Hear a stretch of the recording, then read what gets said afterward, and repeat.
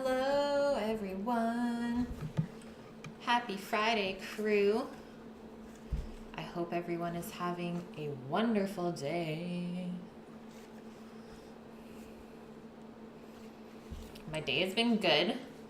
As you can probably tell, it's pretty dark here and gloomy. And it did rain overnight. Luckily not yet today. But yeah, wet. It feels cold. It's not the greatest day out. I mean, I guess it kind of means that summer is ending. Hammy, how are you? And Mousy. Good to see you guys. Today is going to be a fun stream, especially the first part. Doing a couple of things that I've never done before.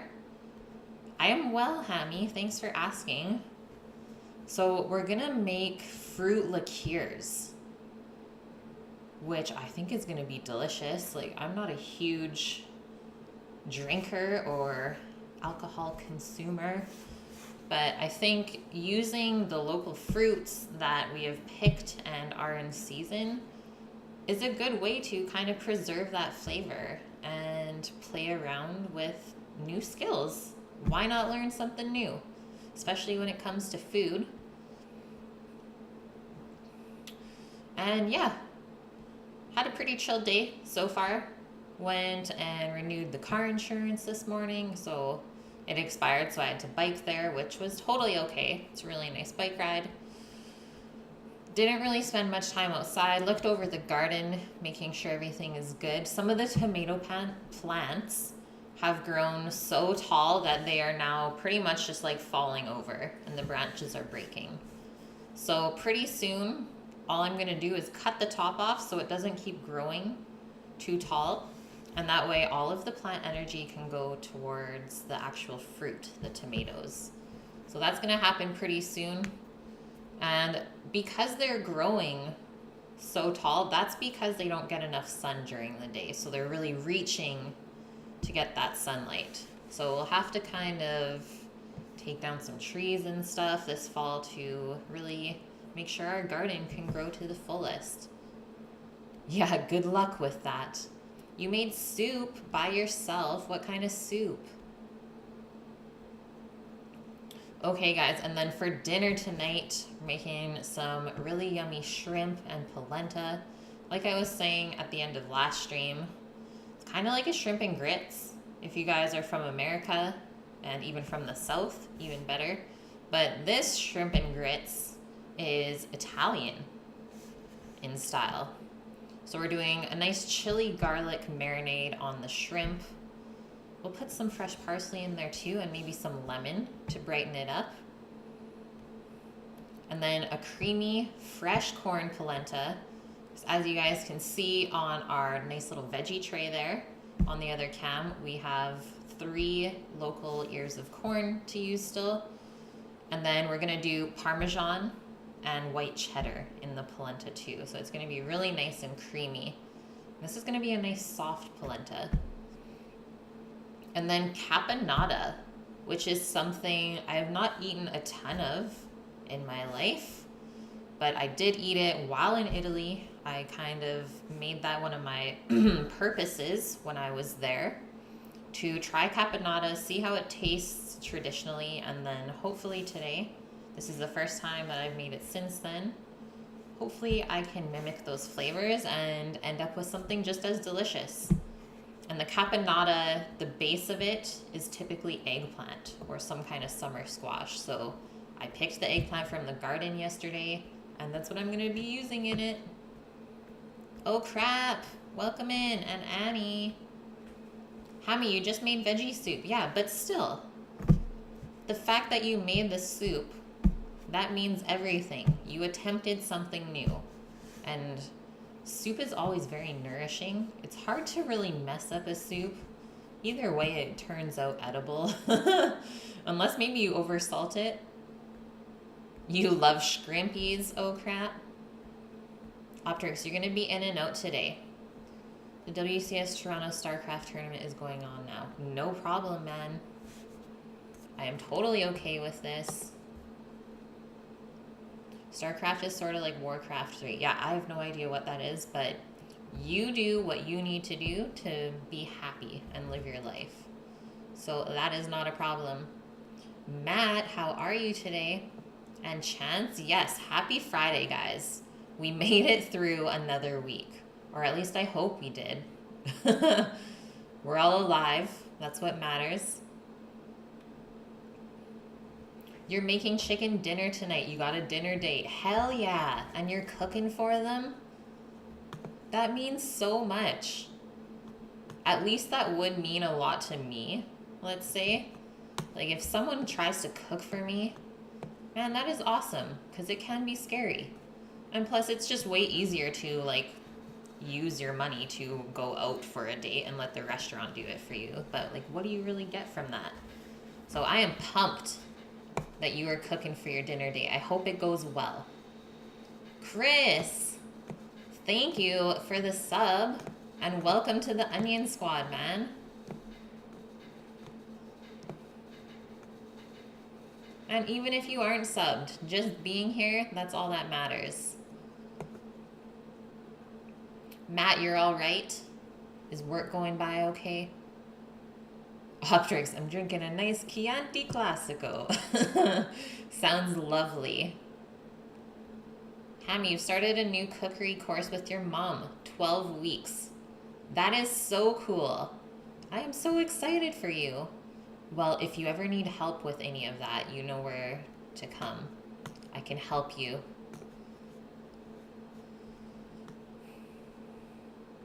It will be scary when she eats it, yeah.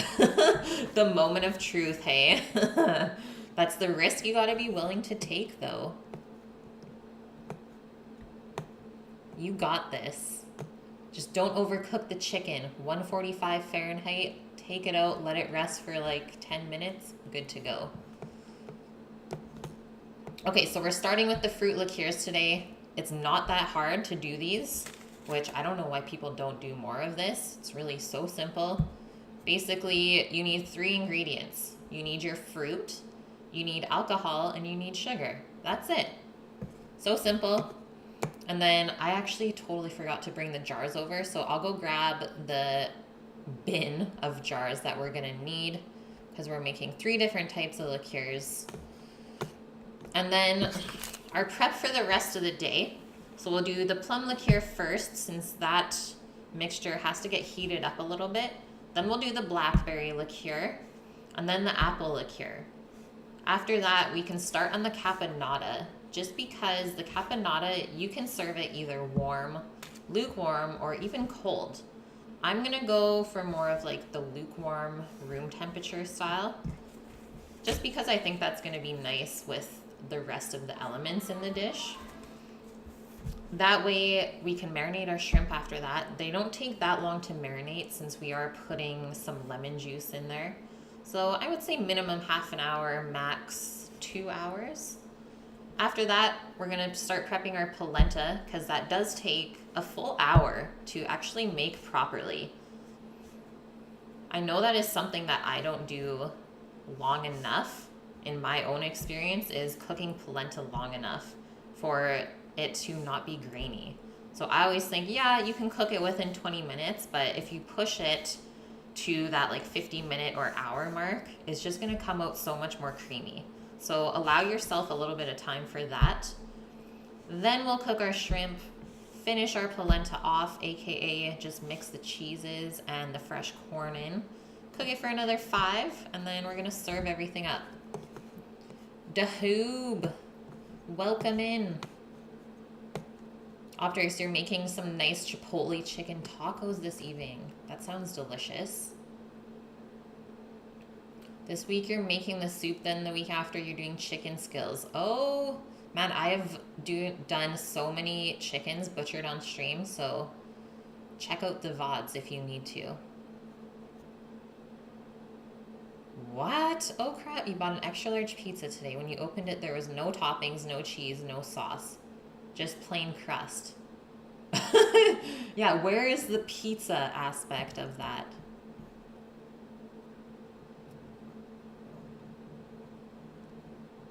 You opened it upside down. This is the saddest thing ever.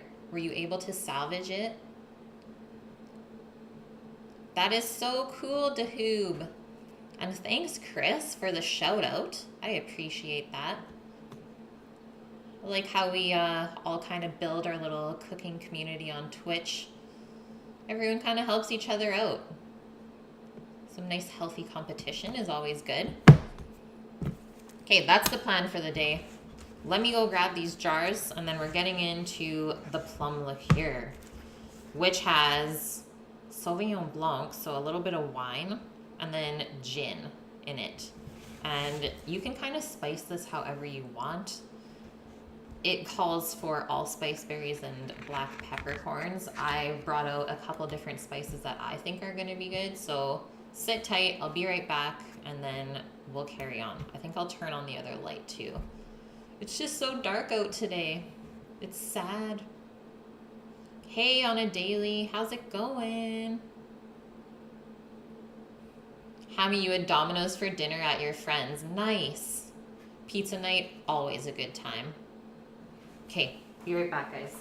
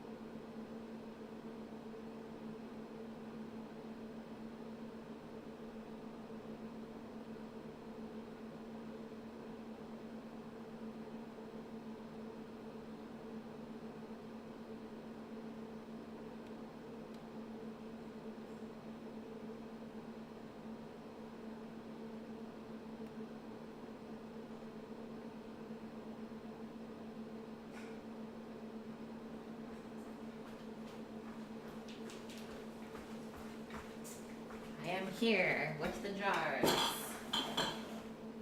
Woohoo!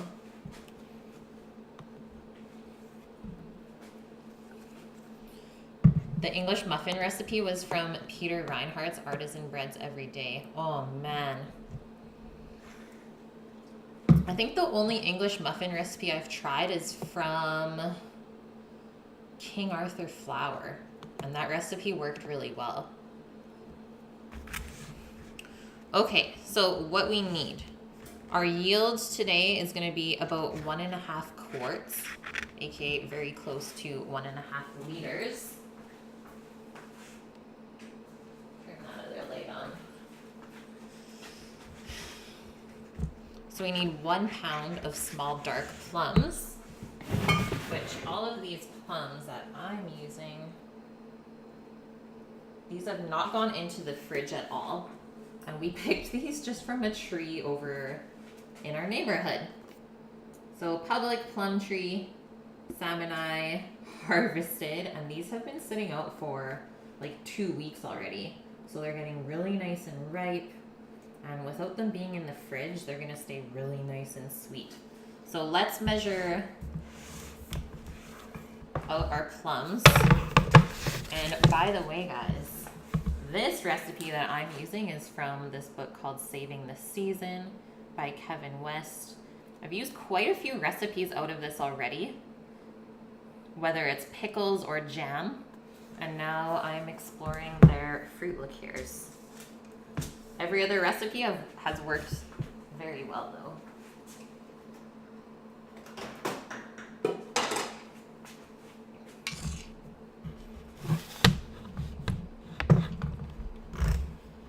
Oh, Hammy, you'll be fine. Don't even worry about it.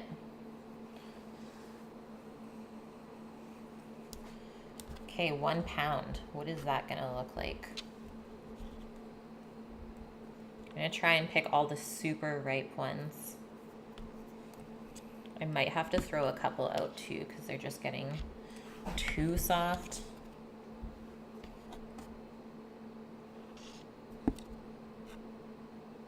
I think we'll do those two.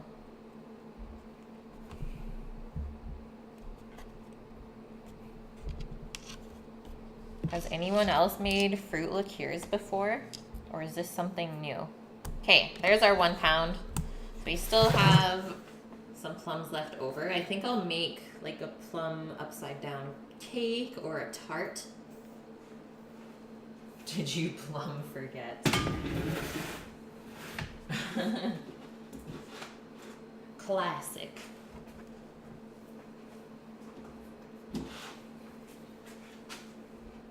I'm gonna give these a little wash first, and then we'll carry on.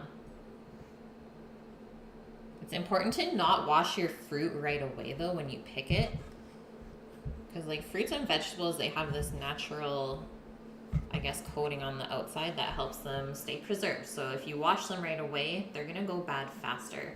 Whereas like typically you wouldn't be able to leave store-bought plums out for 2 weeks without like all of them just going bad right away.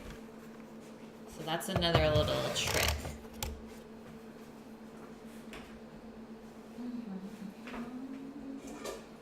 Just gonna grab a bowl. And the important thing here with the liqueurs is that you have to use glass or something that's non-reactive. So definitely don't use anything metal here, because that will make your liqueur taste metallic. You don't want that. All of that hard work, and obviously alcohol is not super cheap, so you don't want to waste that.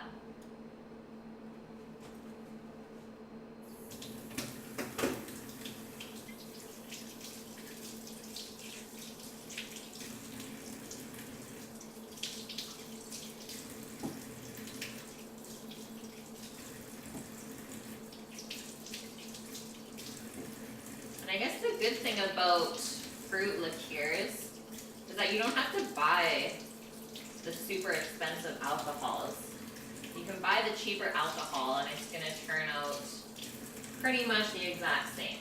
So you don't have to break the bank to make this, and it definitely will get better with age.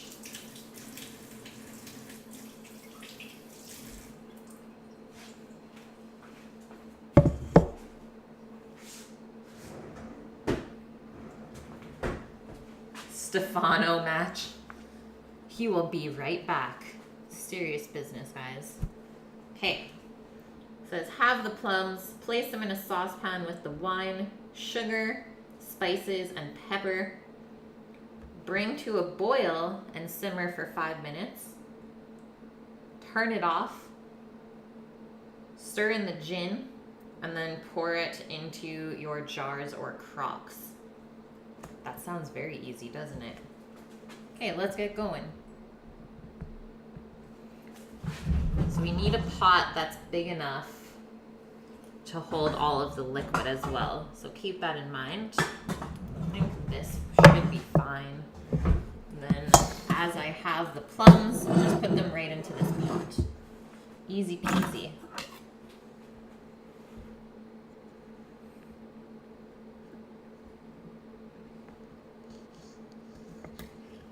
And if you want to keep the pits in the liqueur, then you have to crack them. And it will add this really nice nutty flavor. But like, look at this, guys. It looks like a passion fruit or something almost. Like when your fruit starts to look clear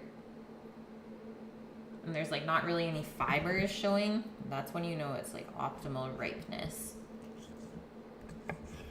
Like it's so close to going moldy, but it's just perfectly ripe. It was like candy almost.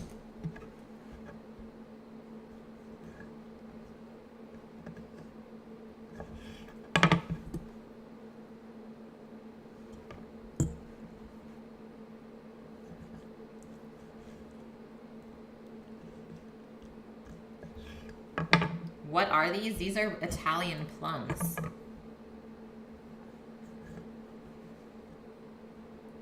They're super delicious.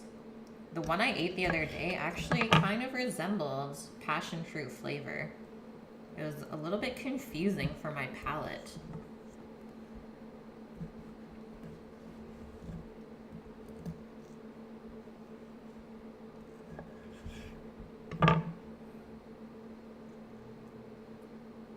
So you should easily be able to take the pit out without too much of the fruit sticking to it.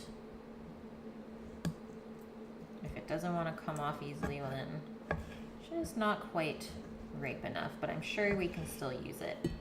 So if you have to kind of carve that away, do it, or you can just like eat that off the pit. You gotta taste your food as you use it, right? We'll use that excuse.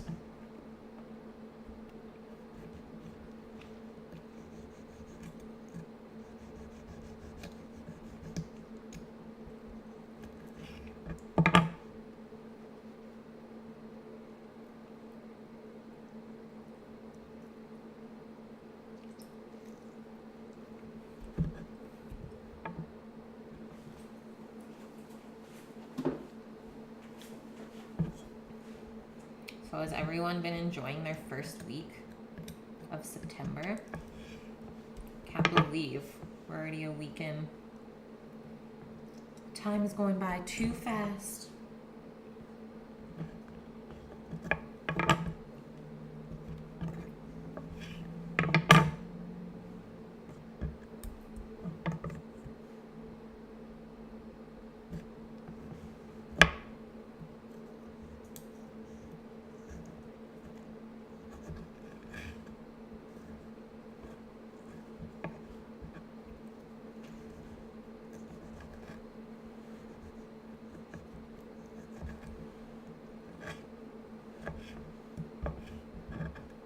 You're ready for fall scat? I don't know if I'm ready. I mean, I guess it doesn't really matter. I have to be ready, whether I like it or not. I'm gonna miss the sunshine though. Like, it does get so rainy and dark here in the winter, but I guess at least it's not cold. You can still go outside and do stuff.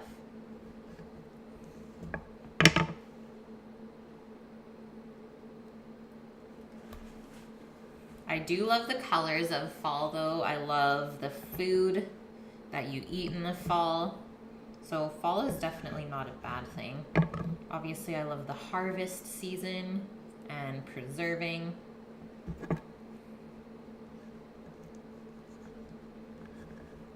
Why does it look like they are bleeding? It kind of does look like that, doesn't it? Their little like fruit fiber that's on the pit. I don't know, Matt.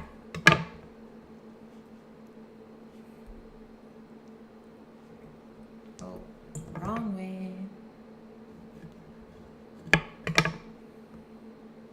So then once we get these on the stovetop, we can probably make the blackberry liqueur as it heats up, because that one is really easy.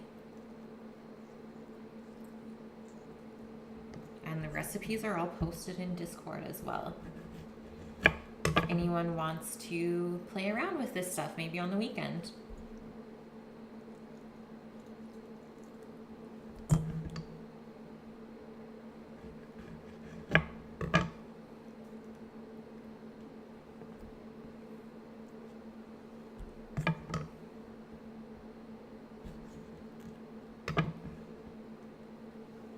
Yeah, this one is so bad, Matt.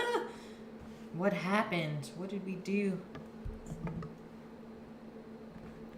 R.I.P. Plum. R.I.P. Yum. I don't know if I want to crack any pits. It might be too dangerous. I'm not ready for that.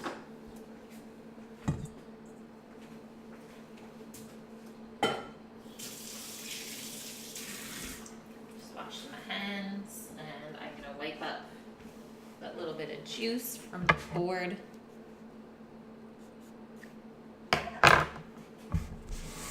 Definitely juicy, that's what you want. So there we go. I love the color contrast there. The skin is so dark. And the flesh is just like this beautiful gold. Golden nectar.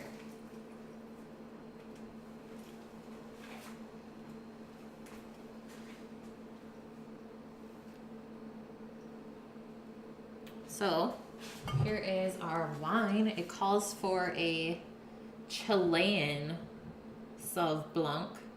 So this bottle was 12 bucks. It was on sale. Connoisseur is the winery, and this is called Bicicleta. 12% alcohol.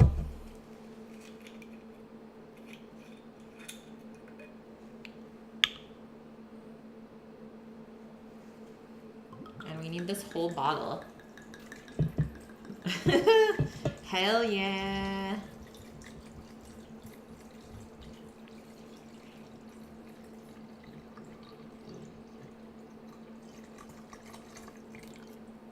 A single cherry. So the pit, 1 or 2 can lead to death. Man, I didn't know that. I've never heard of that. Okay, our sugar, 3/4 of a cup. I love cherries. I don't know if I've ever eaten the pit, but sometimes you have cherries with cracked pits. It is a thing. Yeah, the whole bottle, scat. We still have to do 2 cups of gin as well. So 3/4 of a cup of sugar. Ta-da.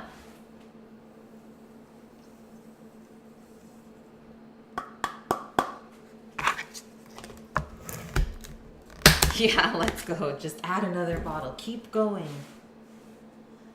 We're getting turned up, Matt. Okay, so instead of allspice, I got cinnamon stick, star anise, and pink peppercorn, aka Szechuan peppercorn. I also have juniper berries too, which are really good with gin. You just gotta be careful with all of these spices because they are strong. Yeah, scat, and this is dinner. Okay, so 1 star anise. We'll do 2, because it really is strong, guys. It can get overpowering super quick.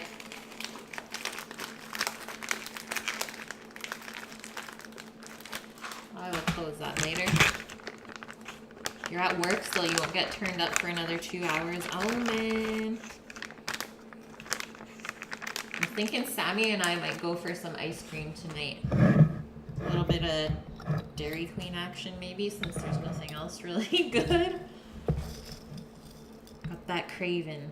And then a nice pinch of pink peppercorns. These are not super strong.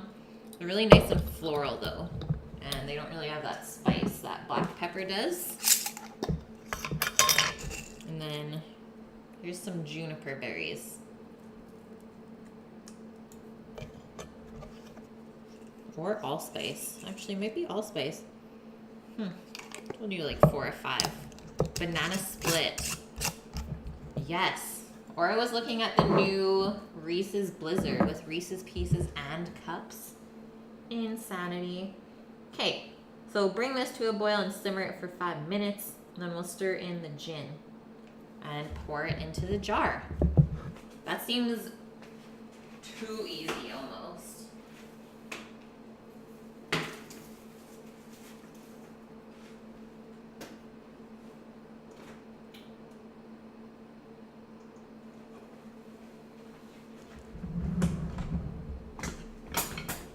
Let's get a spoon out so we can give it a little stir.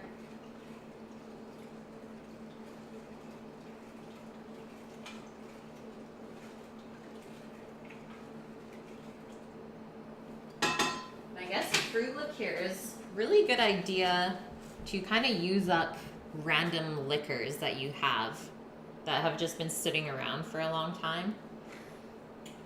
It's really easy to infuse them. So our next one, the blackberry liqueur, we need 2 cups of blackberries. It calls for 3/4 of a cup of brandy, or also vodka. I'm gonna use some of this. I'm pretty sure this stuff is cheap. Demerara rum. And I don't think I want to use vodka. I mean, I can. Let me just see if I have any. Oh, I do. I think either vodka or white rum. Maybe the white rum would be better since we're doing a dark rum as well. Matt, we're already turning it up. Camera's doing our rave.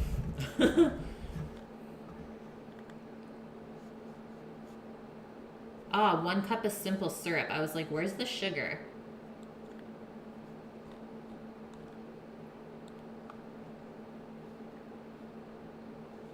So I'm guessing it's 1-to-1 simple syrup.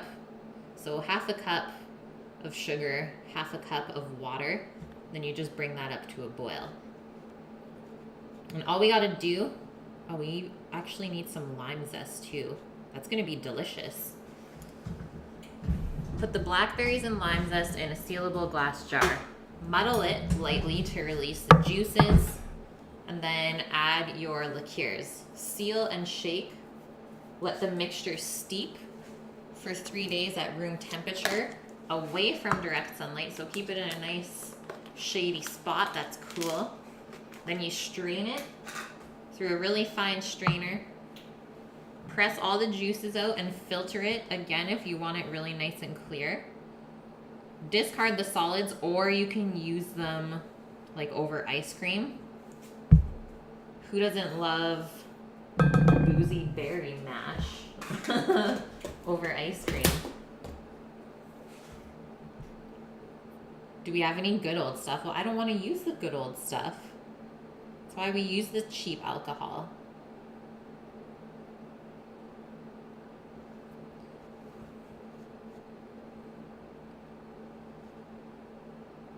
It says store in the fridge for up to 2 months. So we gotta drink it pretty quick. Okay, half a cup of water, and then we are good to go. We'll bring that up as well, and then I'll quickly run and get the blackberries. They're just upstairs.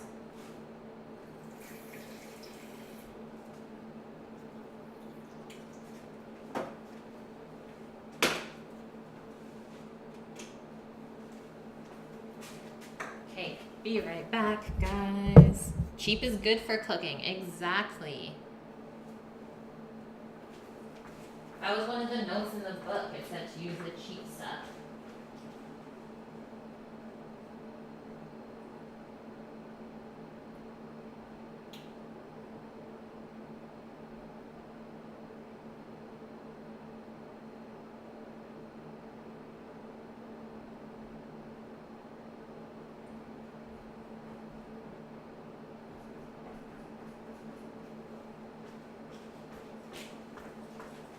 Betty picked these blackberries the other day. Yes, in dog. It's gotta be Friday. So there we go. Nice fresh blackberries. Once again, let's just measure these out and then give them a little wash. It's always good to do, especially if you're picking fruit in the wild. Who knows what goes on? Yeah, getting smashed all stream. Also a good idea to pick through your berries to make sure that there's no moldy ones. Obviously that would drastically alter the flavor of your liqueur. Even just like a little bit of mold can make things go wrong.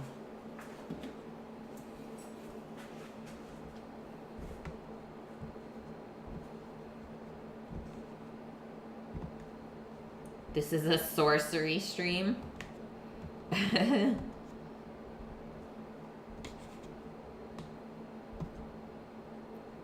We have an open bottle. Where is Sammy? The guy should be home pretty soon. Obviously, depending on traffic again. Yesterday it was really bad. But I might have a drink. Maybe if we have some leftover blackberries, we can make a mojito or something. Ah, and I still have to go grab the lime. Your knife. Maybe we won't even have any leftover blackberries. Oh, look at this one, just like mushed it dead.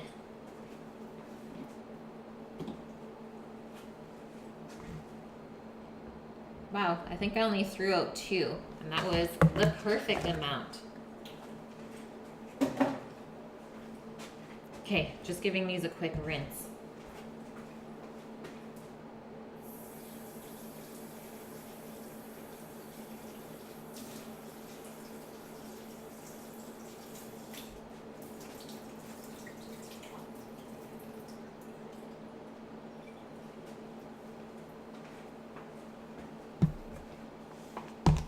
Bam. Okay, makes about 4 cups, aka 1 liter. So I think I'll do the blackberry liqueur in this jar. This is like in a little peanut butter jar. No alerts. Wait, what's going on? There should be alerts, my dude. Sometimes it takes a little bit for a subscription to show up. I will say that.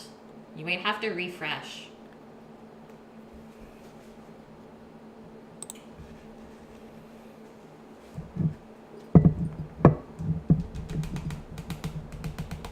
Place our blackberries in our jar. I think our simple syrup is ready. Got a little sizzle action going on. So as soon as it comes up to a boil and all the sugar is dissolved, that's all we need when making simple syrup. It's so simple. Maybe that's why it's called simple syrup. And this is what they use pretty much at every bar. So if you get a mixed drink, they don't just use sugar, they use a simple syrup because it mixes with the alcohol easier. You resubbed. Man, I haven't gotten a notification yet. Hey Mike, how are you? Today's menu looks delicious. Hell yeah, I'm excited. Okay, we're still waiting on our plums here. Smells lovely though. Really does. Let's give this a little muddle. This is a muddler. This is a thing. This is what they also use in bars.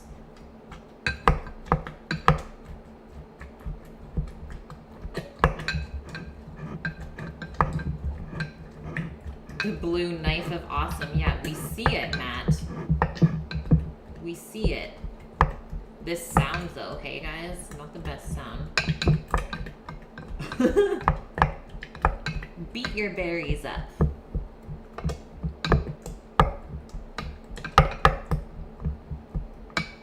That is good to hear, Mike.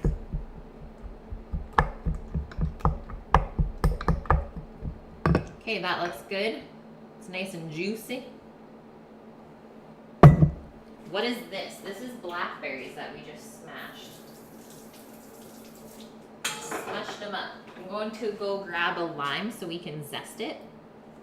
And then we're almost done this.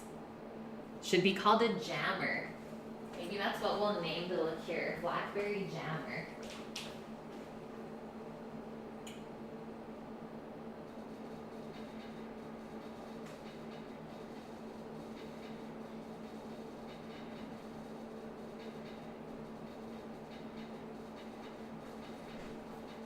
Oh, there it is, Matt. See? Matt, 3 months in a row, man. Yeah, woot, it worked. Love McKate. Looking forward to the perks you get after 6 months. Hell yeah, dude. So happy to have you. Oh my god. The text to voice. Terrifying. Okay. I have finally found what I'm looking for. So what we want, lime zest without the pith, aka without the white stuff on it. So I'm gonna do a little peel like that. Obviously watch your hands. So anytime you get that white stuff, it's gonna be a little bit bitter. So just be careful. I know it's hard to not get that, especially if the skin on the lime is a little bit thin. I'm not gonna do too much. Something like that. You could also use a grater, I suppose. A box grater could work.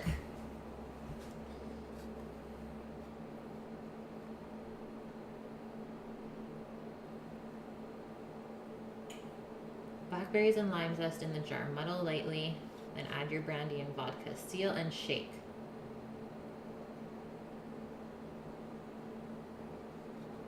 So we don't need the simple syrup today.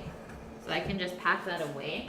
That doesn't get mixed in until we strain our fruit mixture. So on Tuesday, we'll finish this up on stream. How awesome is that? We'll get to see the progress of it the full way.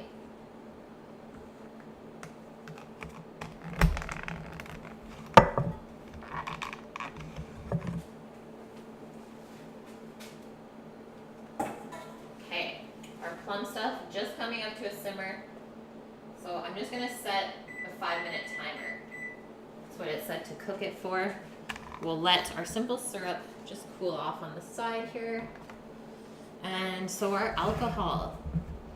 I think I'll do the 3/4 of a cup of this dark rum instead of brandy. And then 1 1/4 cups of white rum instead of vodka.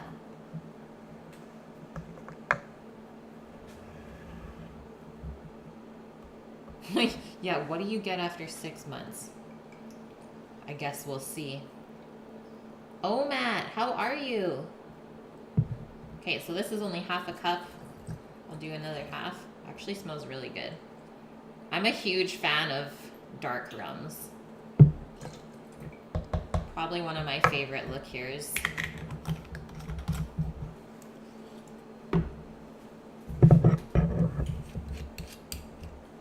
I am well, Omat. Pumped that you're here, man. How are things? So we need 1 1/4 cups. This is a 1/2 cup measure. So we'll do 2 1/2. Things are looking good, guys. And that's a good question, Mike. I do think that my stream and life balance is satisfactory. When I first started, it was a little bit overwhelming just to try and organize myself. But I think I got the hang of it now. Things feel good. Obviously, I've had to add in working part-time as well just to supplement some income, but things are good, man.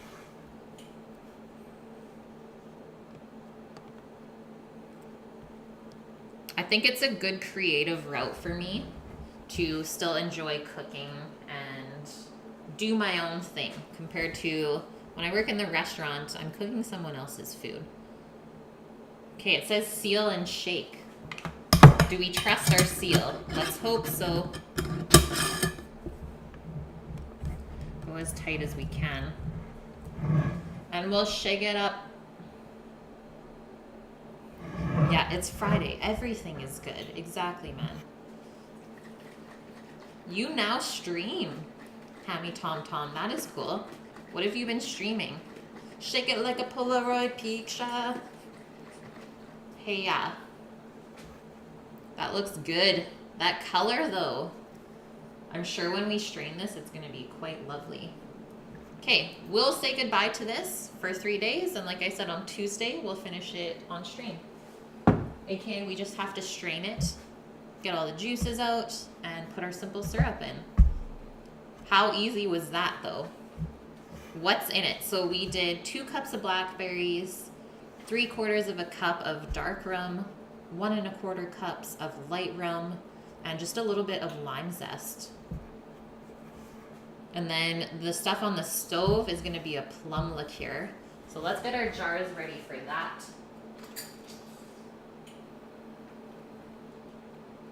It says 1 1/2 pints.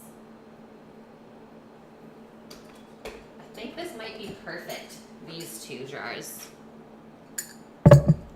And these are all sanitized already as well. Ah, okay, Omat, so you've done your own kind of liqueurs as well? What have you made? Matt, you stream as well? Holy crap, guys. That is so awesome. Right now you only stream games. Very cool, though, still. The fact that you take time to do that. It's what matters.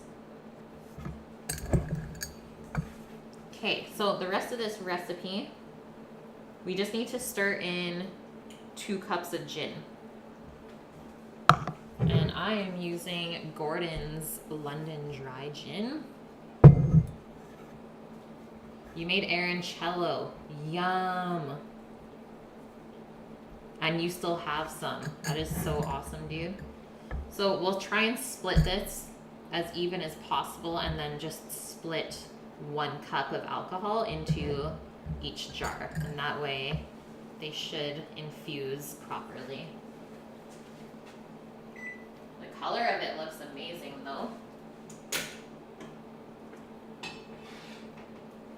Smells super good too.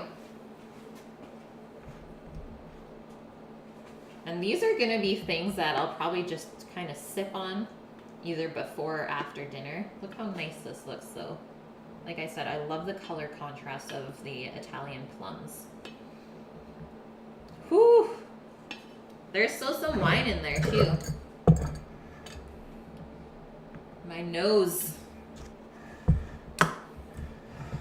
What I think we need though is not this spoon, but a ladle. And I don't have a canning funnel at all, so let's try to not make too much of a mess. Is it the 40% or the 47.3? It's only the 40%. I didn't even know that there was a 47.3. That is strong. What's the liqueur for? Pretty much anything. This is just me trying to play around with different preservation techniques and really making use of all of the wonderful local fruits that get grown here in BC.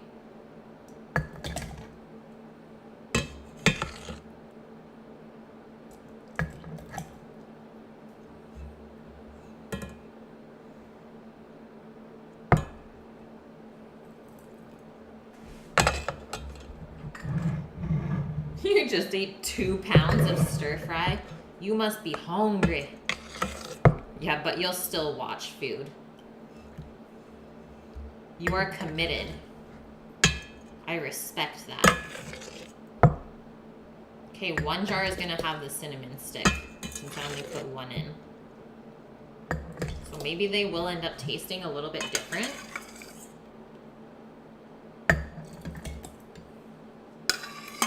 And these plums are gonna be unreal after these soak up the alcohol. Boozy plums. Sometimes it is so strong that it gets you a little bit tipsy. And I am okay with this. Yeah, chat is pretty quiet for a Freaky Friday. I think it's because everyone is kind of back to school, oh Matt. It's been a little bit more quiet the start of this week.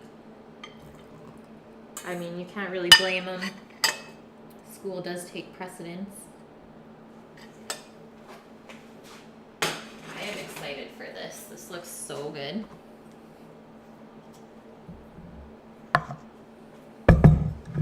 Yum. Yum. Still steaming. Aw, Radiates. Thank you for following me on Insta. That is like my chef portfolio, I would say. I really love to take food photos. You have the 47.3% London's and the regular 40% Beefeater. What is the one in the blue bottle? I totally forget the name. Is that one not that good though? So we need 1 cup of gin in each of these. It seems excessive, right? We need this. Bombay Sapphire, that's the one.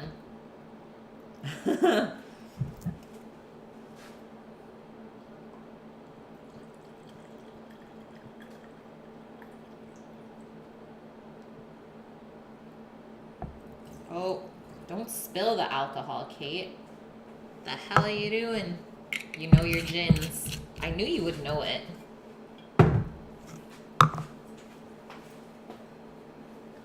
You're a good little alcohol connoisseur.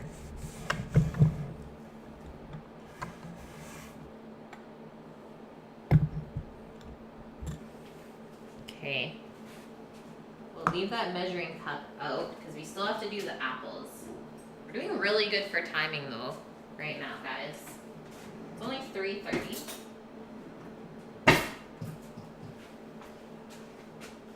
My pics are professional. Leave it up to the iPhone. Yeah, if you spill, you have to lick it up, Matt. Get the straw. Don't even waste a drop.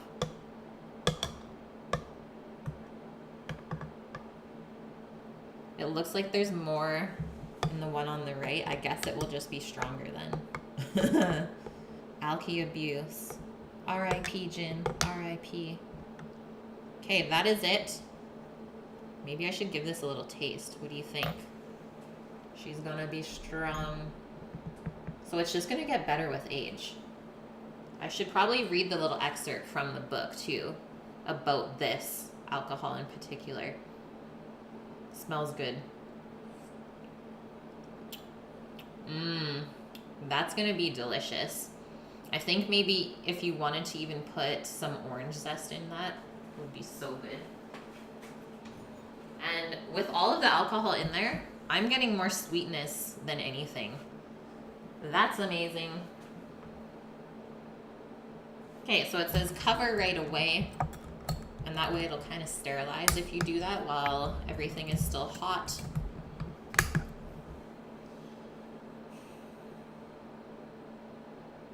Set aside for a week. So this isn't going to be ready until next Friday. And then kind of the same deal. We have to strain it 2 times to get that clarity out. And we can let it age up to a year or longer, and it just gets better. Really freaking cool.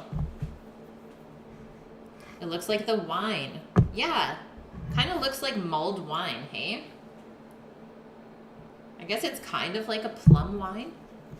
Mrs. Syntax, I am well. How are you? Welcome in. Drink the alky after you strain it. Oh, hell yeah. Maybe Friday, next Friday, we'll get turned up. Okay, once again, setting our jars aside. So the story on this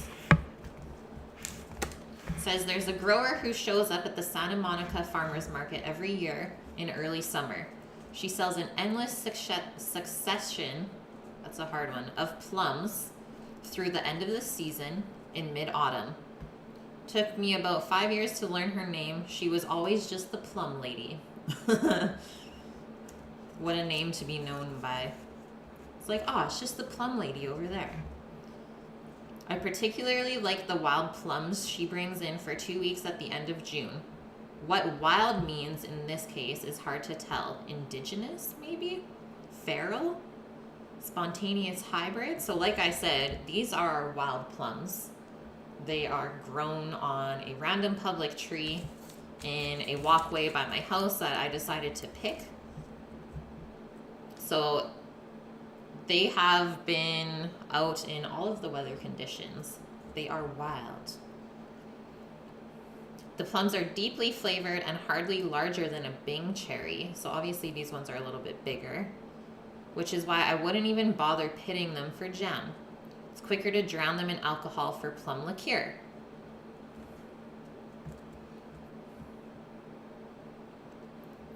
Following the lead from the complete book of preserving, we added cracked plum pits or leftover apricot pits for their bitter almond flavor. So if you want that little bit of bitter almond flavor, do that. I want to keep this as simple as possible for the first time, and then I'll play around with the ingredients next time.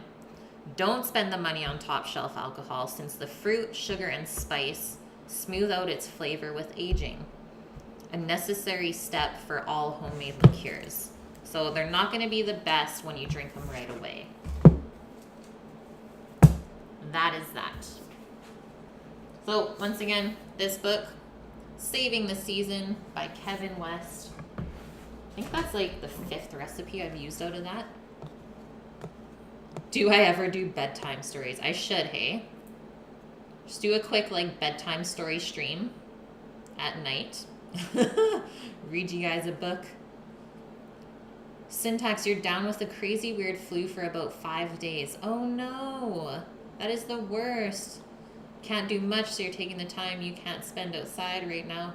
Painting a couple of wooden boxes you've wanted to do.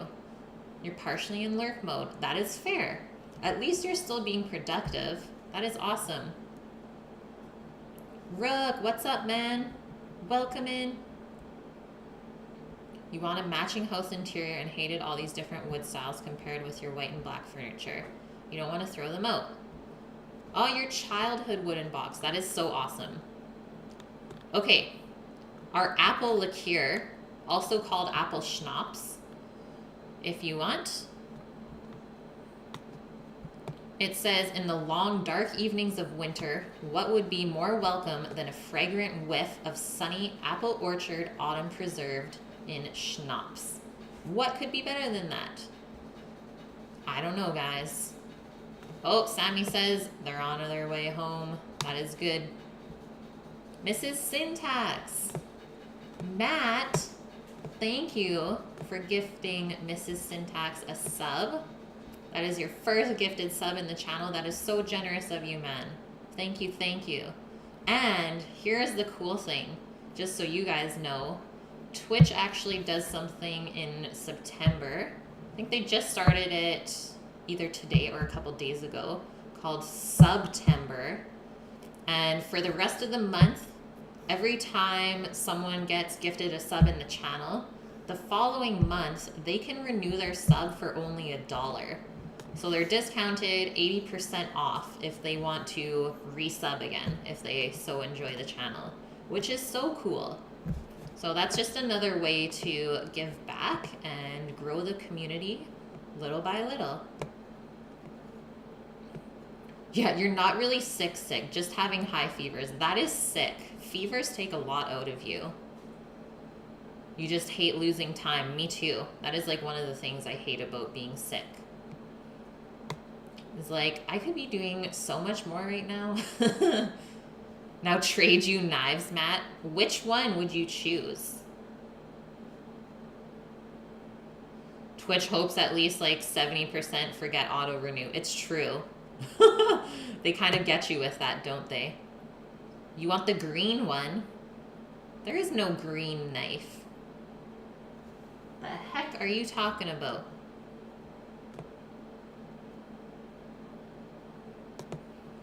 Okay, our apple schnapps.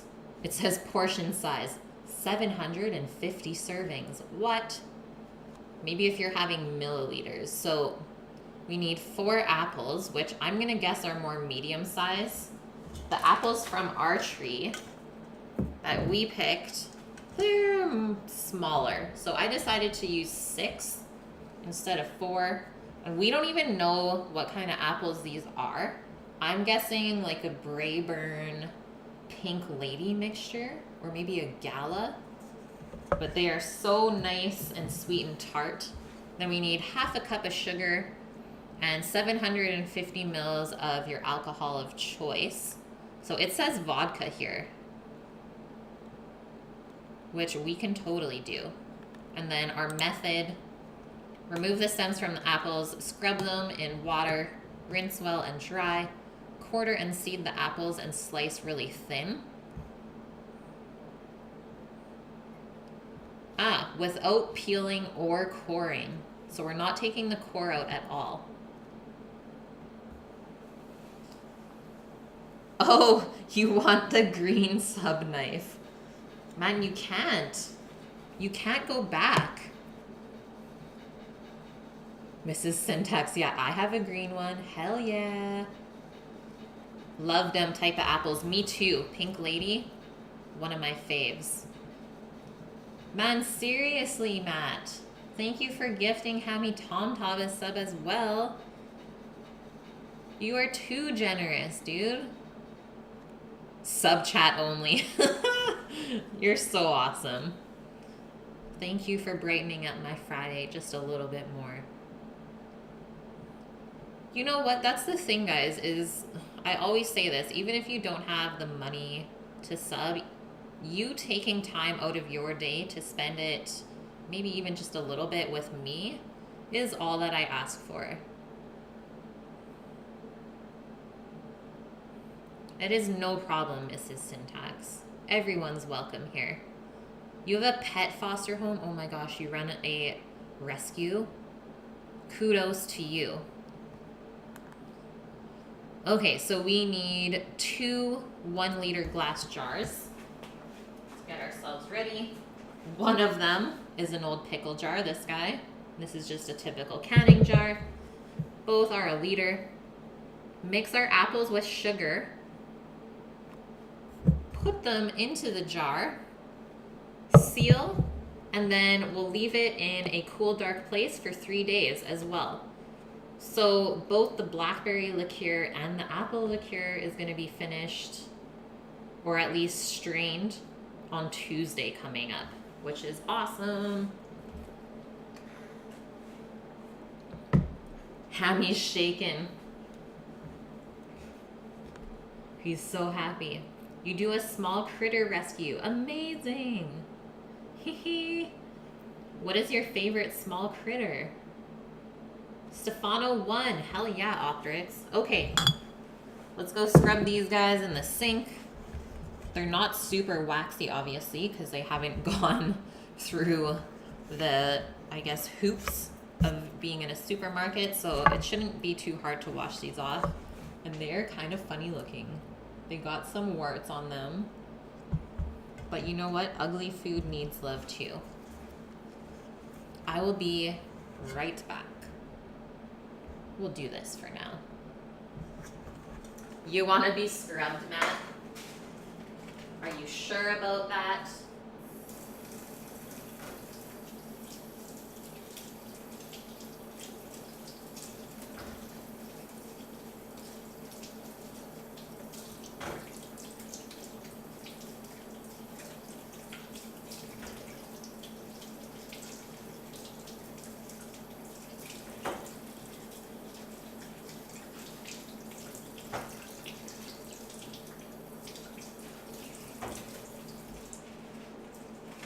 And then I also tried to pick the apples that were obviously a little bit more funny looking, that you wouldn't really go to eat just plain.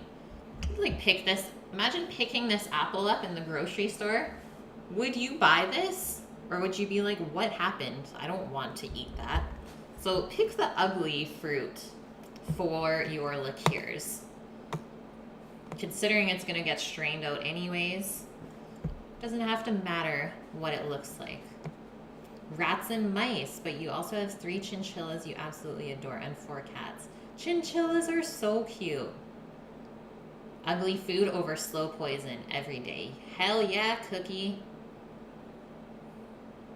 You might be able to get your own next month now. Yeah, I guess we'll see. Absolutely no pressure, guys. I always say that, yeah. Ugly fruit needs love too. I'm just gonna grab a cloth so that we can quickly dry these off. And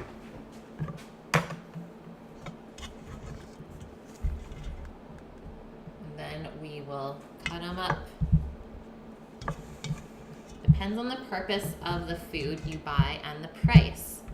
Particular apple you won't buy to just eat it like that, but yeah, using it for a recipe, totally fine. That is great. Ugly fruit. Yeah, honestly tastes exactly the same.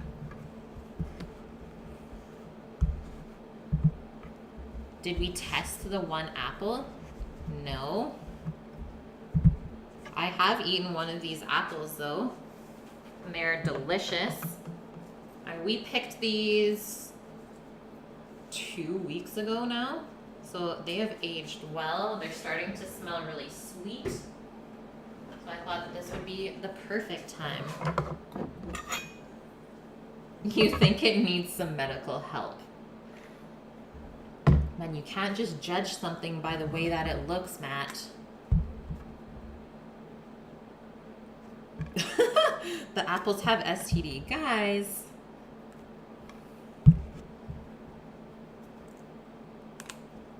That is cool, Optrix. The robotics unveiling.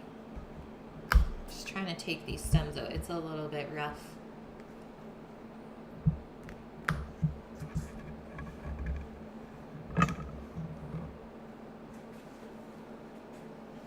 "28 days, 23 hours. You're a newbie. It's allowed. Okay, what did it say? Just quarter them. And then we gotta slice thinly. Easy. Well, I'm not gonna quarter them if we have to slice it thin. But like, look at the bottom of this flesh. I don't know if the camera will focus, but it's like pink even on the flesh. Very cool.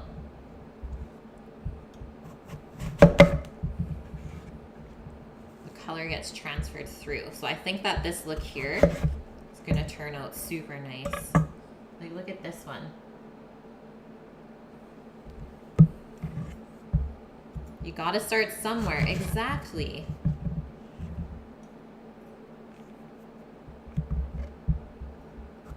I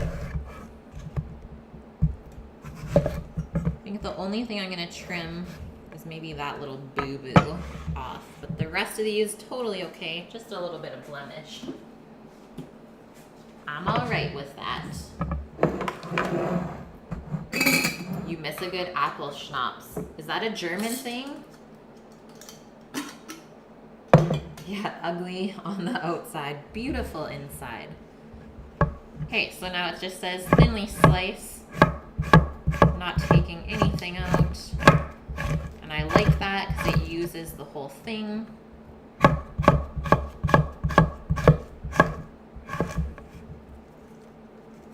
And apple liqueur. Do you know what the base alcohol is that they use? Where is the meat? We're not quite there yet, Matt. But we will be working with some scrimps pretty soon. Apfel corn. That way, yeah, you get all of the arsenic from the seeds. You might die, but it's worth it.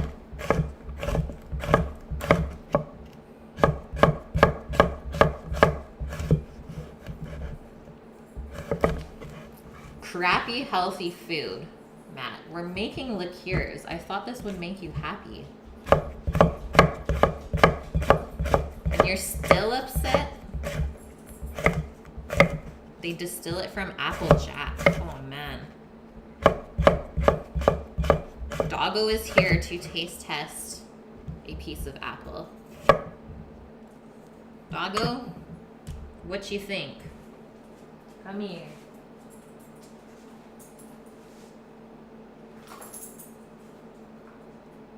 Is it good? It's too sour for her. She's like, nope, not good.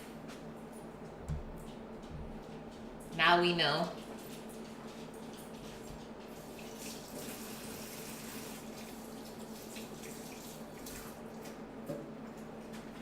The apples are not doggo approved, so I guess it's a good thing we're making liqueur with it.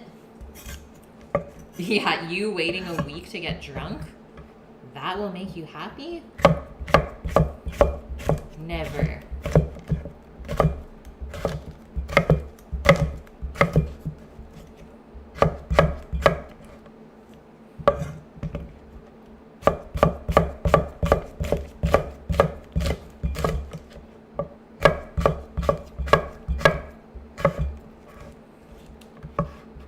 We'll marinate the scrimps after this, and then we'll work on the caponata.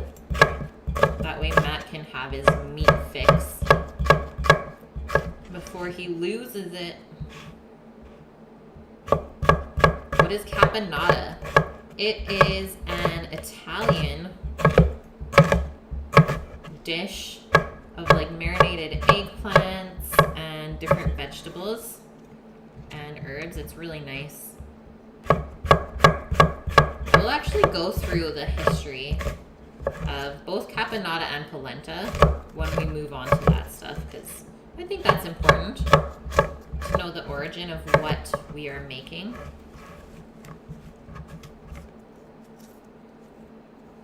Too much work too. You can never get it to come out right because you use too much alcohol.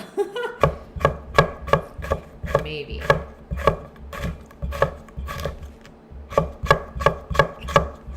I don't know if we'll fit all of this in, so we might have to stop here.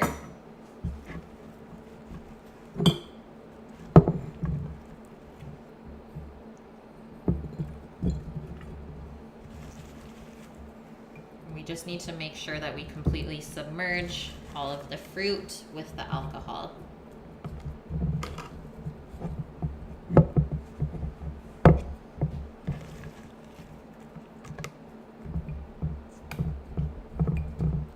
think I'll go like 3/4 of the way up the jar.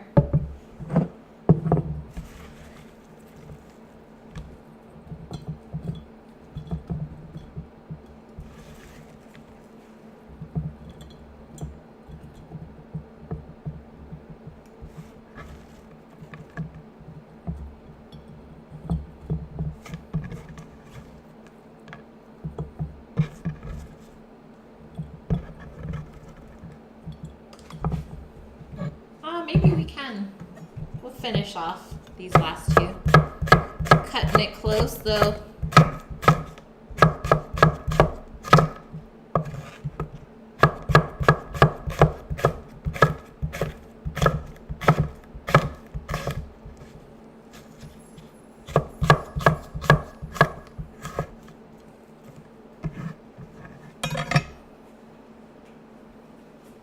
Playing airsoft is actually a thing.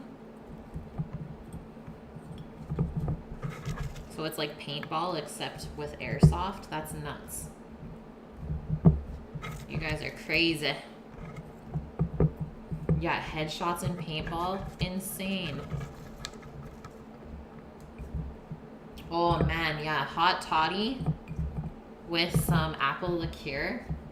Gonna be amazing.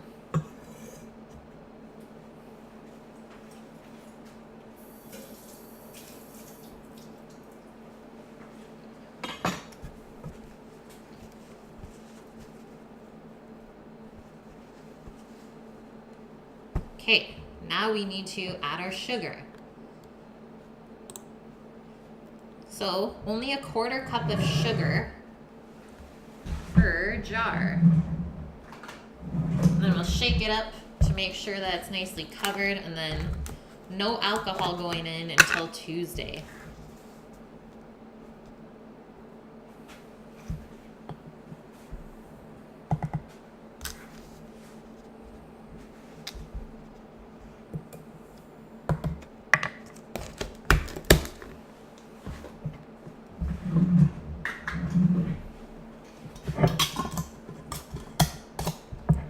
Sealed up. It's going to be interesting to see this change over the next 3 days, hey?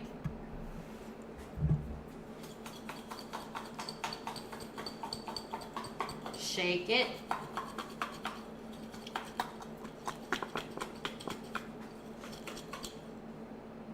Looks legit, guys.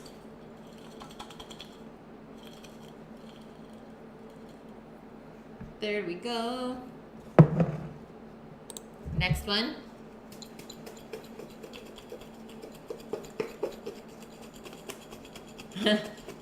Changes.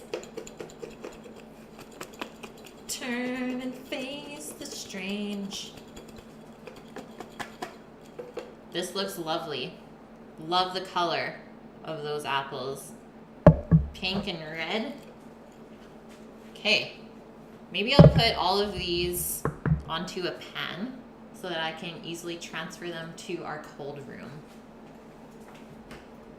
Actually, I'm going to be bringing all these jars back, so why don't I just put it back into this bin? Makes sense.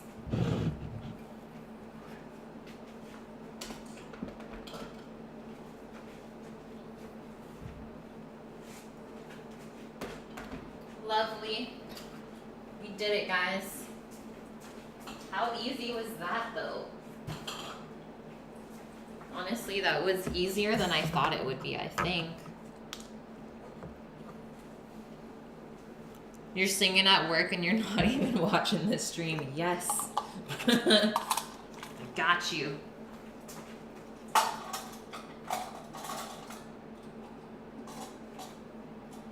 Maybe I'll leave those cup measures out. Maybe.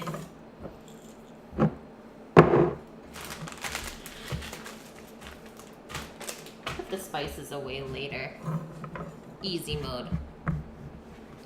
The rock climber trainers have you teachers trained to help the students belay on the rock climbing wall. Cool.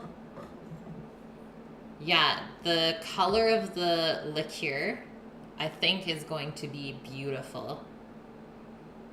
Oh, good night, Hammy. Have a good sleep, and I'll see you on Monday. Enjoy the weekend.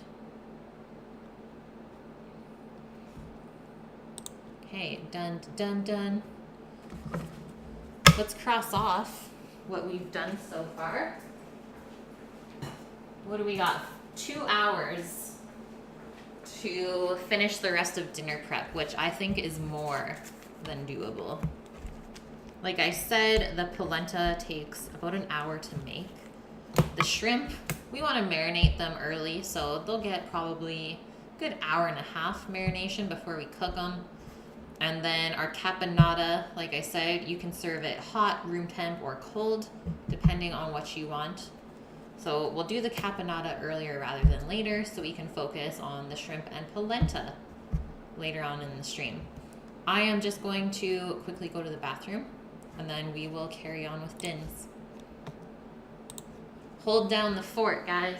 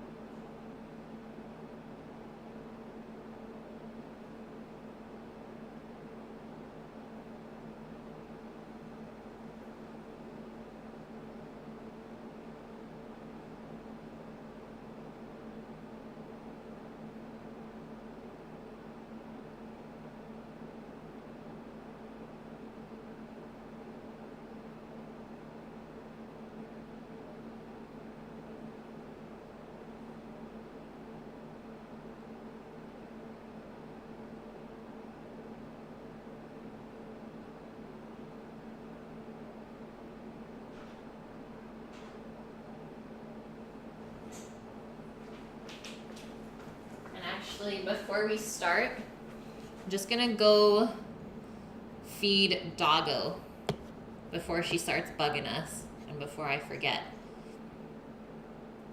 Look at that one big onion there. Just for you, oh Matt. Okay, back in 30 seconds.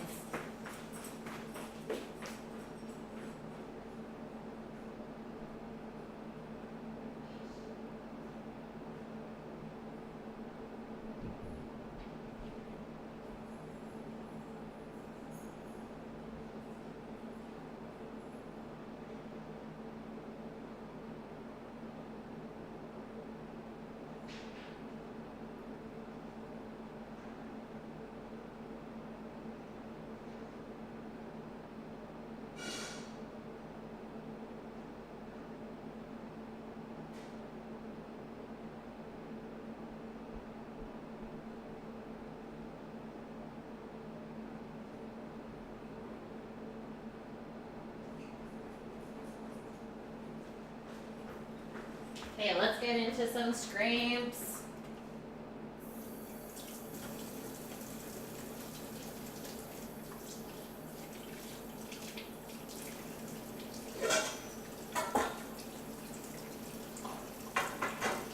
Just gonna give them a little rinse under water, just to wash off any pieces of shell that might be stuck on. And we gotta take all the tails off first before we marinate them.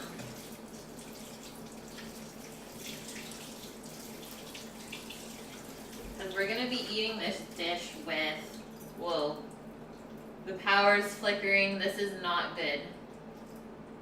Oh God. Okay, let's pray that the power doesn't go out. I know it's a little bit stormy outside today. Vidalian accent. Yes.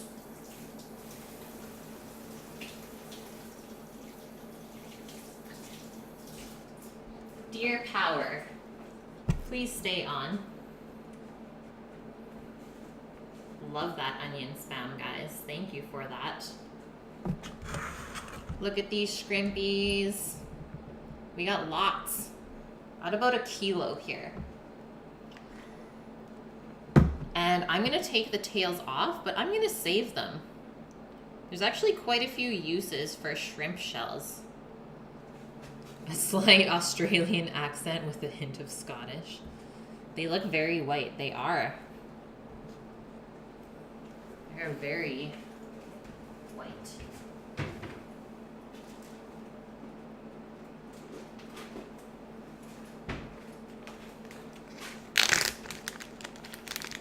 Not really like stormy, but it has been raining on and off today. It's not been very nice at all. Pretty cool. I don't even know what the temp is. I'm gonna guess like 13.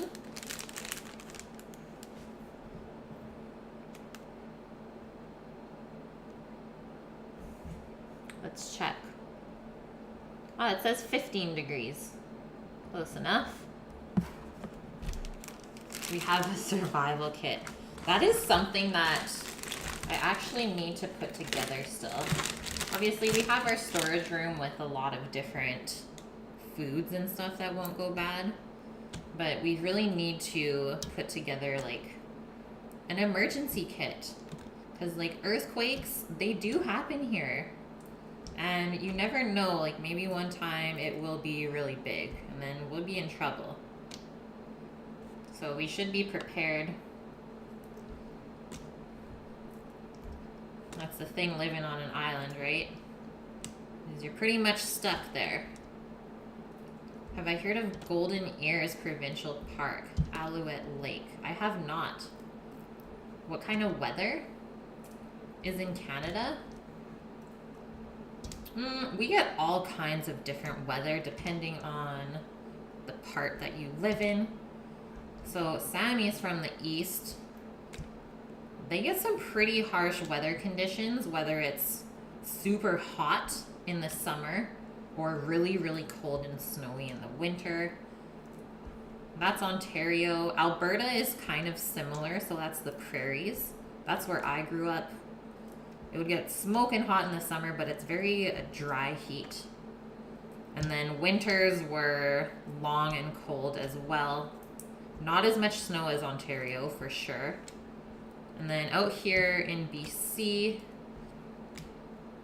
you don't really get thunderstorms. Like, that's not a big thing. That's one of the things I do miss, is the thunderstorms. Just because it does stay quite mild here, so you don't get that big temperature change from hot to cold fast enough for it to storm. But then it stays mild here in the summer. I think our hottest day was like 30 or 31 Celsius. And in the winter, it also stays pretty mild. Say the lowest we got last winter was -7 Celsius. And not really any snow. Oh, Matt, you're getting hungry again. Time for a late night snack?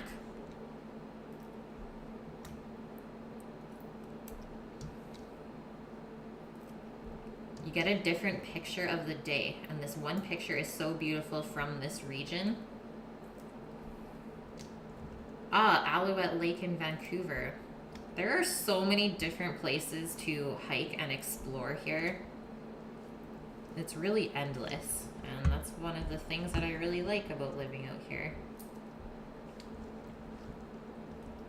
Earthquakes, hurricanes, extreme rain, Bigfoot invading type weathers. Yeah. Get a lot of different weather here. You have Pringles right next to you. First off, what is the flavor? But you don't feel like eating them. Well, that's good. Ah, northwest of Maple Ridge. So that's like quite far from Vancouver. One of our brewmasters that we used to work with lived in Maple Ridge, and some days it would take him 2 to 3 hours just to get into the city from his house. We never really went out there too much, but it is supposed to be a very nice region. Hot and spicy. Yum. Hey Vioon, how are you?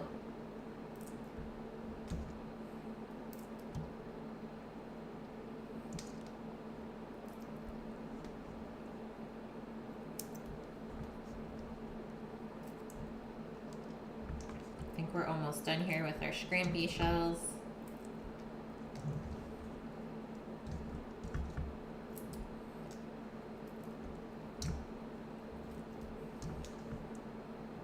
You're good but tired. Yeah, I saw you were streaming today. How did your pasta turn out?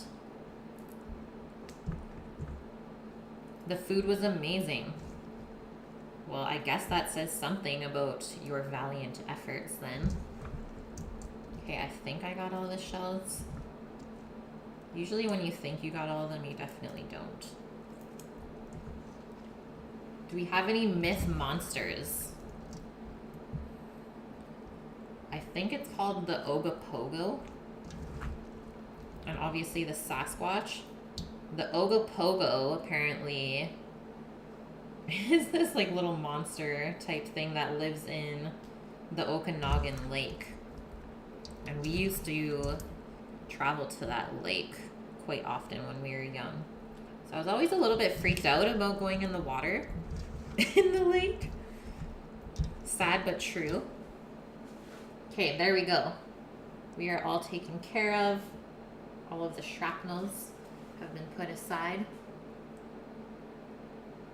Take the guts out. They are already deveined. All of the poop shoots taken out. So don't even worry about that.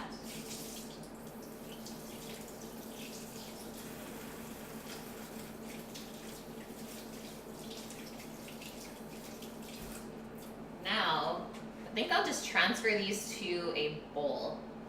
And then we'll just mix them up in there for the marinade. View, you screwed up hard on the mushroom sauce, but you were able to save it. You wanted to make a mushroom cream sauce. You wanted to make it low fat.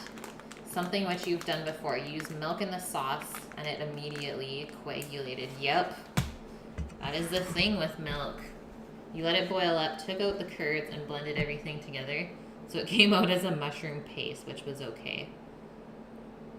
Yeah, that is true. Must have been something acidic. So here's all our shrimp shells. I'm just going to freeze those until I figure out what I want to do with them.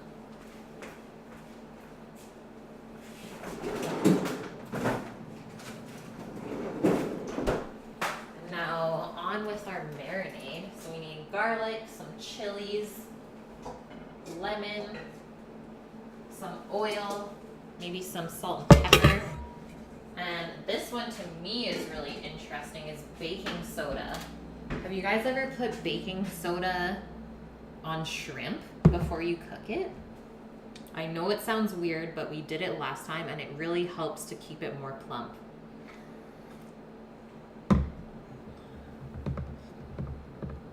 You often saute shrimp shells in butter and white wine. Makes a nice white sauce. Yeah, you could do that as well. Use them for a stock or a sauce of sorts.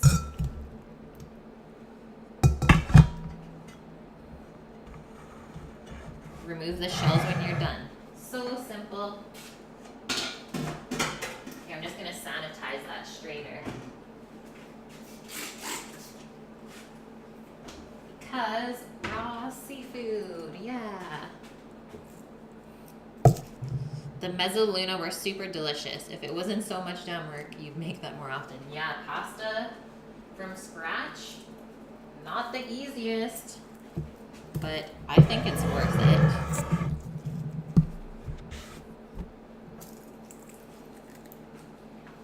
Get my compost over here. Okay, our shrimp with garlic, lemon, and chili. So 1 kilo of shrimp raw, And you can decide whatever size you want. I think these are 31 to 40 pieces per pound. We need a teaspoon of baking soda, which will help with the texture.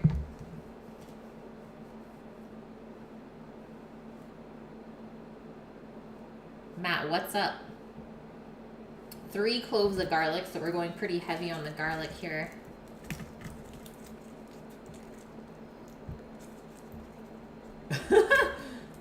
Vune, yeah, you have to send nudes to Matt. I never said nothing.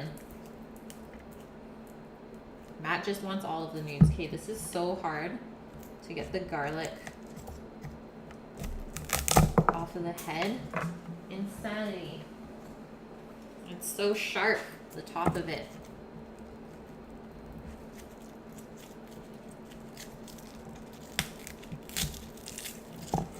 I'll let Vune decide if that's what he wants to do. No pressure, Vune. You're like, what the hell did I walk into? What's up, Tom? Good to see you in here, man. Do a little bit of smash so you can easily peel our garlic.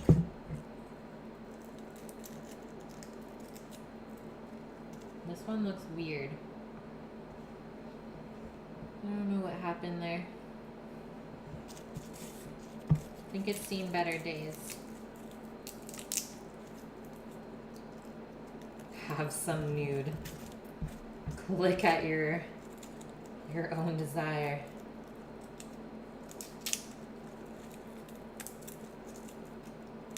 All of the pressure.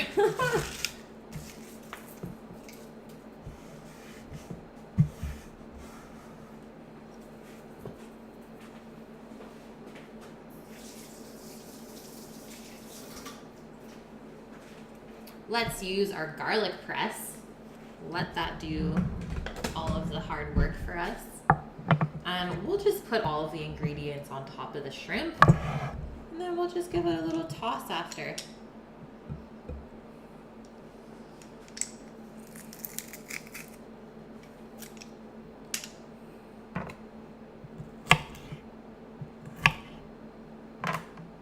When's the last time I had sushi? Oh man, it's gotta be a month now, maybe, since the last time I had sushi. Maybe too long. Matt, you love us all non-sexually. I will accept this. This is a good garlic press. It's from Pampered Chef. This thing will last you forever.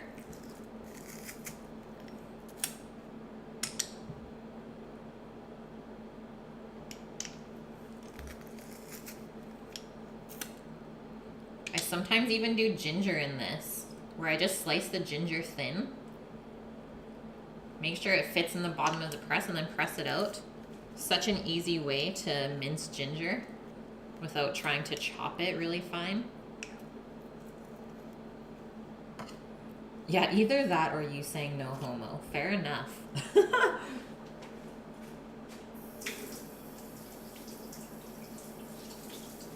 We understand, Matt.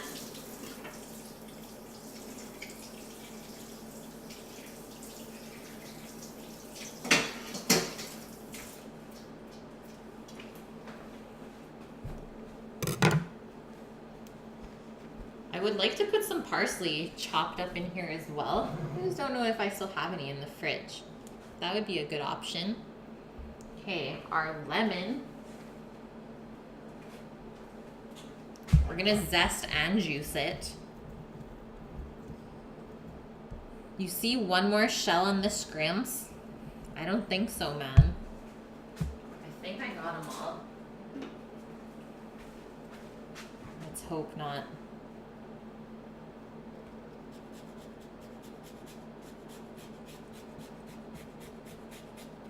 Zesty zest. Honestly, the lemon zest is like the best part. Has the most lemon flavor.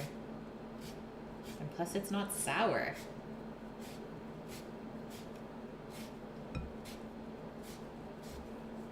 trying to zest this way. Apparently it's better, but it feels so weird.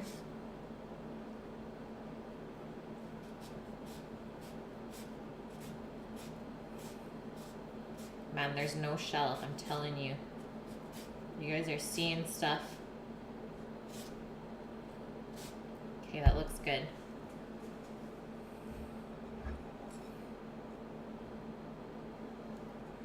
There is no shell, it's just shadows. It's just shadows, it just looks dark. Did we wash the wax off? Yeah, I washed the lemon before I put the onto the pan. Always, guys.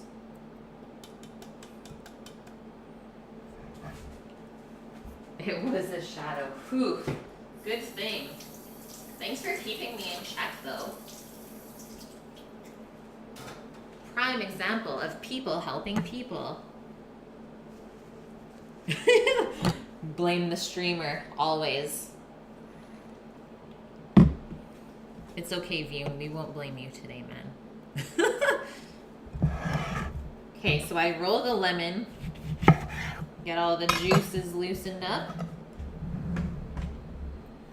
All the time. Is that a good thing, though, Matt? We're gonna juice the whole lemon.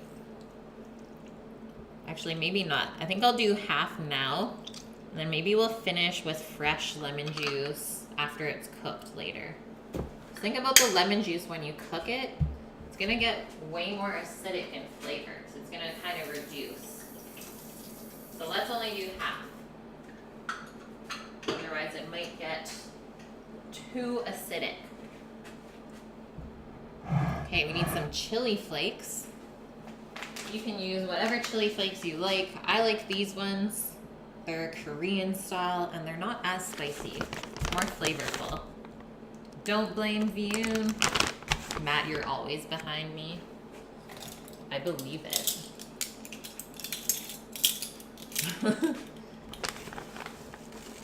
Obviously add as much chili flake as you want, but like I said, these are not really spicy at all. They're more floral.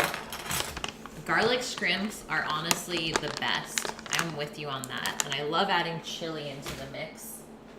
Chili, garlic, and lemon, so freaking good. And I also like the chili garlic oil. You guys know that. I'm gonna finish off this bottle of it today. There's really not much left in here.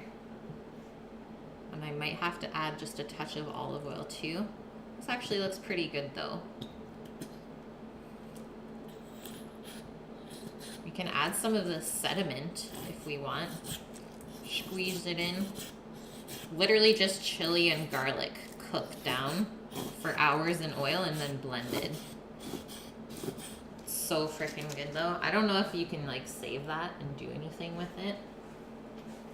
Maybe. We can add our pepper.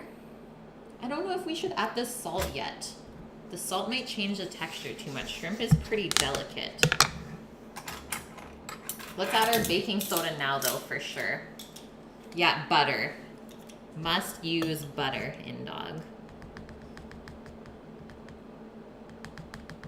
Hey network, how are you? There we go. Keep our shrimps plump. This is a secret trick. Yeah, don't add the salt yet. We can add the pepper. We can do it.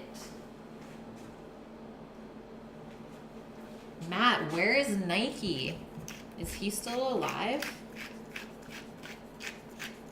Let me just check if there's some parsley in the fridge. And I'll quickly chop that up roughly and add it to the bowl. You've not seen him since last week. Me neither. Maybe he's just been really busy with his job. Do we have the parsley? Yes, we do. We need to save some of it for our caponata though, as well. We'll do like that amount. Save the rest of that for our vegetables. Just gonna give it a quick rinse because it is a little bit slimy.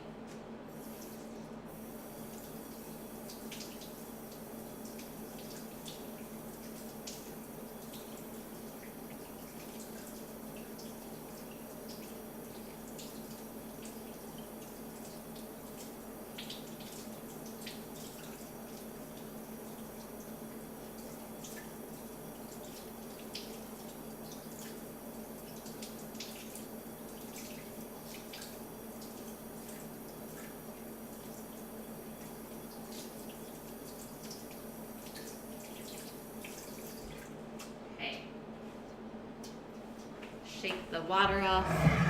He usually bothers you by now. And she wants your friend more than you.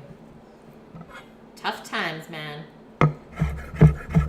9 more minutes at work. You got your countdown now. I'm gonna use the parsley stem and everything.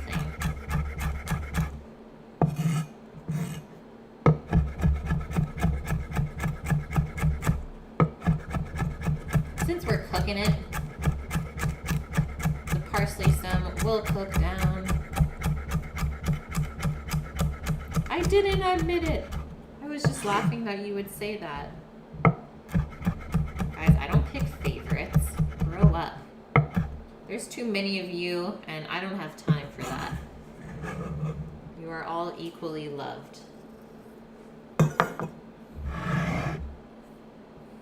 You don't need the bones now, but what if you do?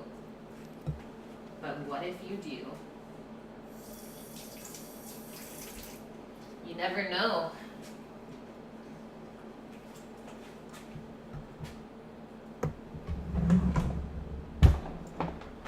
Let's give this a little stir-zy, and then we'll put it into the fridge. Get a little marination action going. The onion is your favorite? Yeah, Omat's just here for the onion. Simple as that. Oh man, this smells so good already.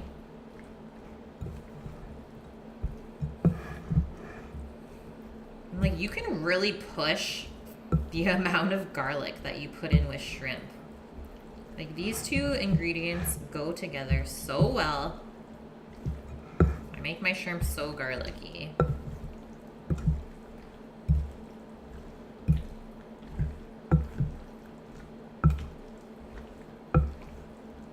Oh, a mac and cheese?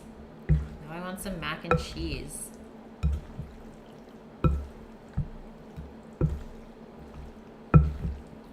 That sound though.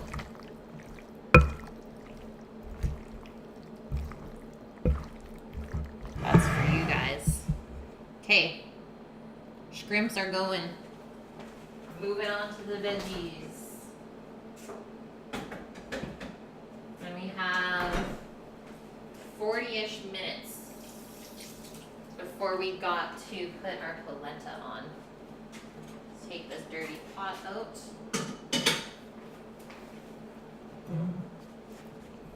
Yeah, ASMR shrimp stirring. Okay, caponata. So, yay, now we can do a little bit of fun facts before we move on. It's not going to take very long.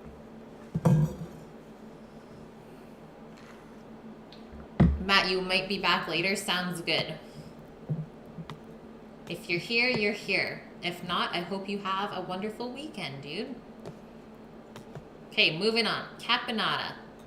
It's a Sicilian eggplant or aubergine dish consisting of a cooked vegetable salad made from chopped fried eggplant and celery, seasoned with sweetened vinegar, capers, and a sweet and sour sauce. Numerous local variations of the ingredients exist, with some versions adding olives, which yes, we'll be doing today, carrots, yes, and bell peppers, yes. Those are all in the recipe. Others may also add potatoes, pine nuts, or raisins. That would all be good, I think. The status of your calendar. Oh yeah. Sammy's Meat, the calendar.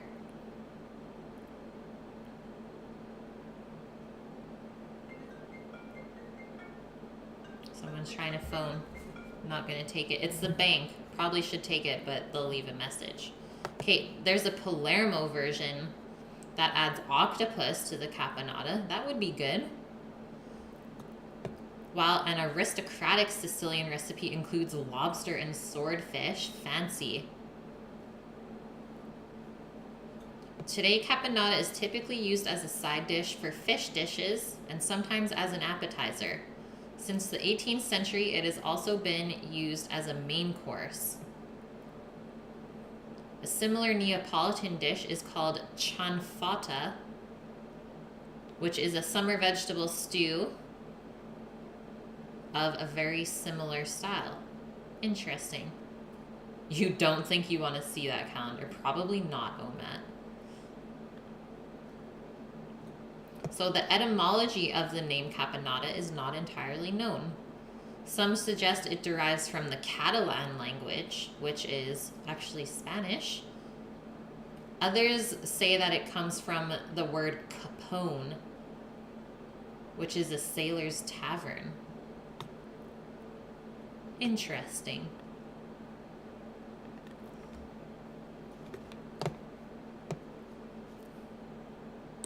Okay, polenta. Polenta is a dish of boiled cornmeal, historically made from other grains first. It may be served as a hot porridge, or it may be allowed to cool and solidify into a loaf that can then be baked, fried, or grilled. Fried polenta is really good. We make it at work, and we get the corn milled locally. It's really nice. I make the polenta mixture up. We put it into a pan, let it harden, and then we slice it up into like little finger pieces, and then we deep fry it and serve it with a dill pickle dip. So freaking good. His assorted meats, guys. Yeah, you can only hope so, Matt. The variety of cereal used in polenta is usually yellow maize or yellow cornmeal, but buckwheat, white corn, or mixtures thereof may be used. Coarse grinds make a firm, coarser polenta, while as the finer grinds make it more creamy. We have a pretty fine ground cornmeal, so ours is going to be really nice and creamy. Polenta is a staple of Northern Italian, Swiss, Slovenian, and Croatian cuisine. Its consumption was traditionally associated with lower classes, as in times past, cornmeal mush was an essential food in their everyday nutrition. So very inexpensive to make, but if you want to make it really good, it can get expensive once you start adding different cheeses and flavorings into it. There are a lot of ways that you can go, though, as well. Oh my god, Matt. Just ends it on that note. Matt and Matt, what am I going to do with you two? He always typically leaves with a bang. We are not surprised by this. So it says polenta takes a long time to cook, simmering in 4 to 5 times its volume of liquid for about 45 minutes with near constant stirring. So it's kind of similar to a risotto where you can't really walk away from it, otherwise it will burn. This is necessary for even gelatinization of the starches. Oh my god, have a good one, Matt. You get home safe. Some alternative cooking techniques for polenta have been invented to speed up the process or to not require constant supervision. Quick cooking polenta is widely used and is prepared in just a few minutes. I don't think I've ever seen a quick cooking polenta. It is considered inferior to polenta made from unprocessed cornmeal, and it's best eaten after being baked or fried. So instant polenta, not that good if you're not going to fry it up. Okay, cool. Let's do this.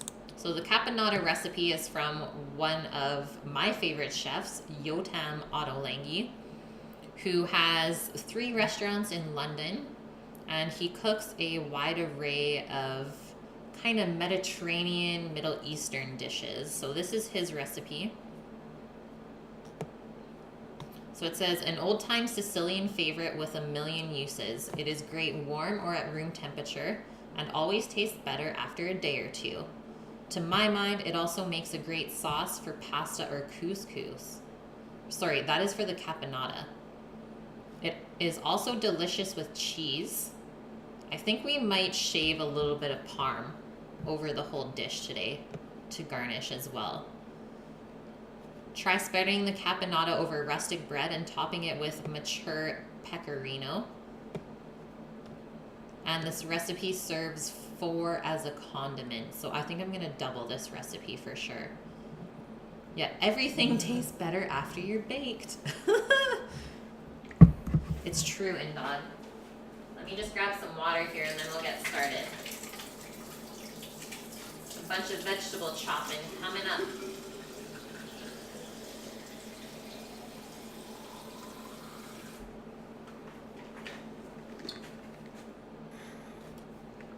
So ingredients in this recipe: olive oil and vegetable oil, 2 eggplants, I have 2 sticks of celery, 1 bell pepper, I think I have more like 1.5, 1 onion,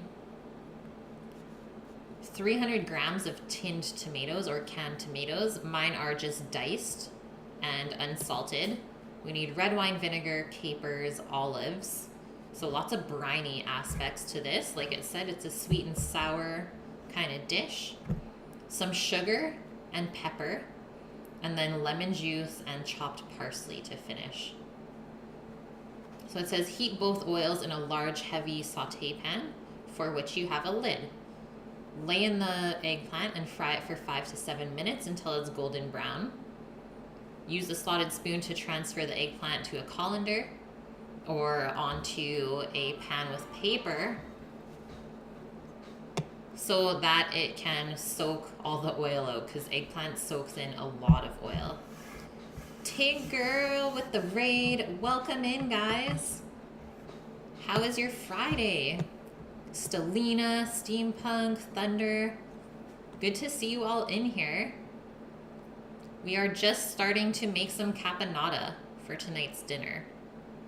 If you don't know what that is, it's like a sweet and sour eggplant vegetable dish that we do cook. Yeah, raid. Indog, it's okay. Put the weapons away. These are good people. After we drain the eggplant, we're gonna fry the celery.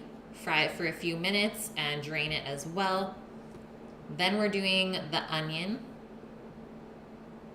And then we kind of make our sauce. So we'll add the canned tomatoes, the vinegar, add our fried vegetables back into the pan with the capers, olives, and sugar.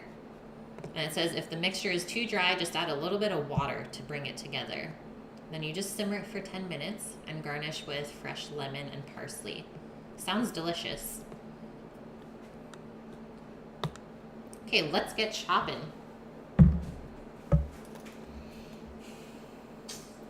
I think I'm gonna use this pan for frying. So I'm gonna use the bigger cast iron for cooking the shrimp later. A little bit of prior planning here, guys. Let me just move some stuff around for a sec. Monastache, thanks for the follow. Welcome in.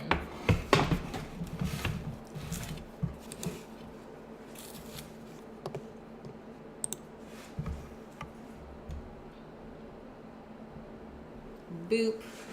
Okay, eggplant first, which is still in the fridge, just so it stays nice and firm.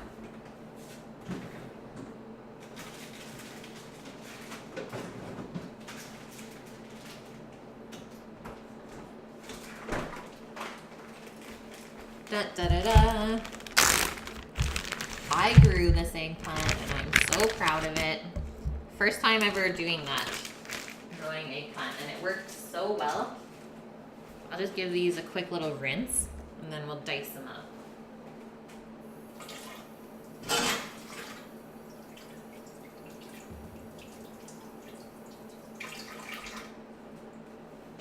And they're so spiky. I don't know if this will focus, but like those little thorns on there, really freaking sharp. So be careful. Like you can't even use your fingers to take it off. So I like to just slide my paring knife under there and kind of peel it up. Because there is some usable flesh still under that part. And we'll just slice that off and discard. Yeah, you thought eggplants were purple. There's a couple different varieties of eggplants. The really nice purple ones are actually Japanese, and they're much more skinny. These are more of an Italian version, so the flesh is darker, or the skin is darker, sorry. So we're gonna put this into a pretty small dice. So if you need to, cut it in half first to make a nice flat surface for yourself. And cut off our little eggplant butt there. Millionaire, hello. And Paulsh, got 100 biddies to share. Thank you so much, man. How are you doing today? I'm gonna do a nice and small dice here.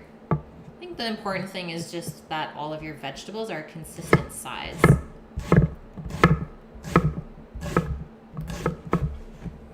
You guys hear how crisp this is? This means the eggplant is really nice and fresh. I've had a lot of bad eggplant experiences from the ones that I've bought at the supermarket. They're just really spongy and not really juicy like the homegrown ones are, so I don't know if I'll be able to go back from this. My own eggplant has ruined me. Polish, you're sitting back with a beer. About to do some painting on your shield you made. What kind of shield this time, man? Almost done with the big box. You guys are just crushing it today. Good job, team. Seems like everyone's having a really great day.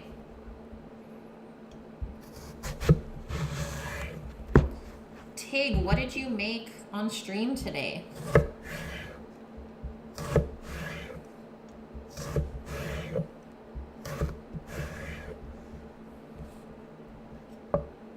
Do you have to worry about draining the eggplant at all for this recipe? If you want, you can sprinkle some salt over the eggplant and then place it on some paper towel, and the salt will draw out moisture. But like I said, this stuff is really nice and firm, and I don't think we have to do that step. I think the sooner we fry it though, the better, just so it doesn't release too many juices. Yeah, exactly, Polish. Like, it's almost rotting by the time you're able to buy it in the store. This is a lot of eggplant, but it will cook down. There's lots of water in here. You started a batik cake? I don't know if I'm saying that right. No, Rook. You drank all of the liqueurs. So, I guess we can fry our veggies as we prep them. It's probably the fastest way to do this. So let's do half and half of our veg oil and olive oil in the pot. That will help the olive oil from burning since it has a lower smoke point. And we'll use a good amount. You could always kind of reserve or strain this oil out after and keep it for another use.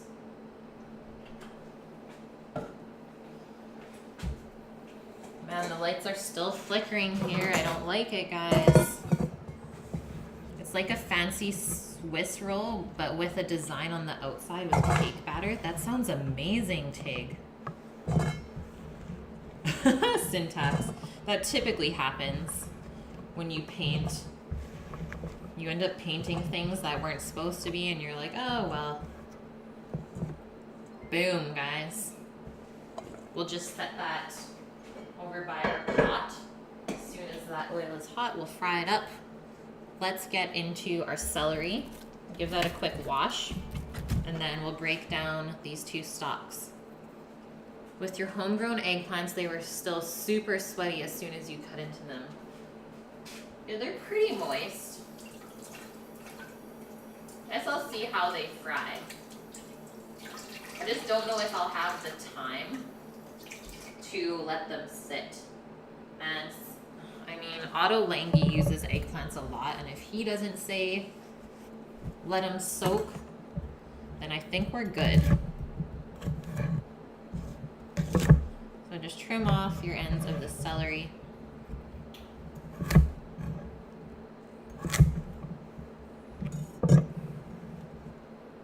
Ghostbusters. Yeah, the lights are flickering. Gots to call the Ghostbusters. So once again, cut our celery about the same size as our eggplant pieces.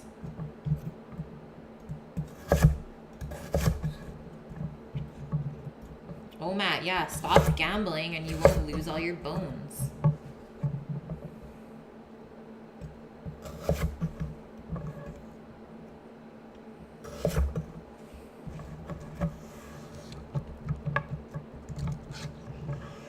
It's water-based, so yeah, you can wash everything off, Syntax. You're good to go.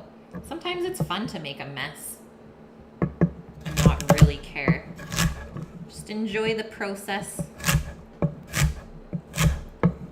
This is some very crisp celery. Off to the meat. Sounds good, Tig. Have a wonderful weekend, and thanks for the raid. Much appreciated.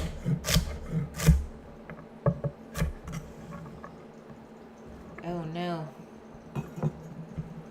Okay, I'll throw out those couple of pieces. We didn't see the blemish.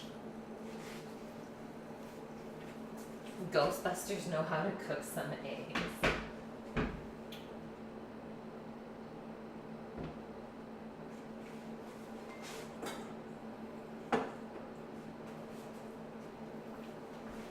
Just gonna transfer this to this bowl. RNS Pow and Metum, thank you for the follow, guys, and welcome in. So not a ton of celery, hey? Celery, yeah, such a healthy piece of veg. I believe Matt calls this water fiber. Okay, onto our onion. So it just says thinly sliced, which I'm gonna think is a julienne style, if we want to use cooking terms. There's a lot of minerals in celery. See, I always thought that it wasn't that nutritious. Maybe I was wrong. Oh, Matt, you got the fun facts today, man.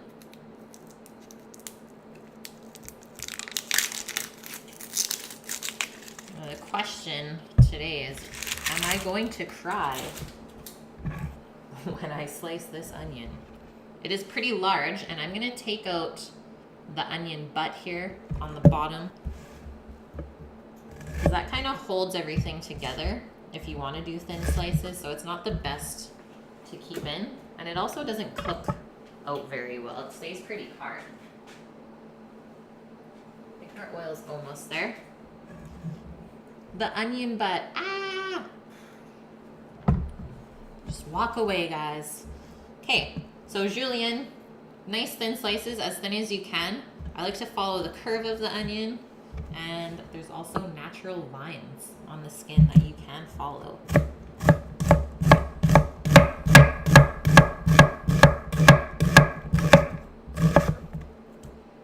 Crying already.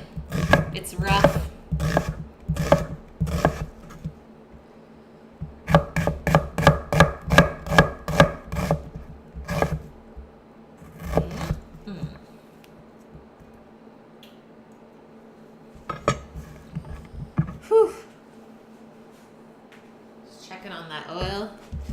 Yet. Let's finish this up.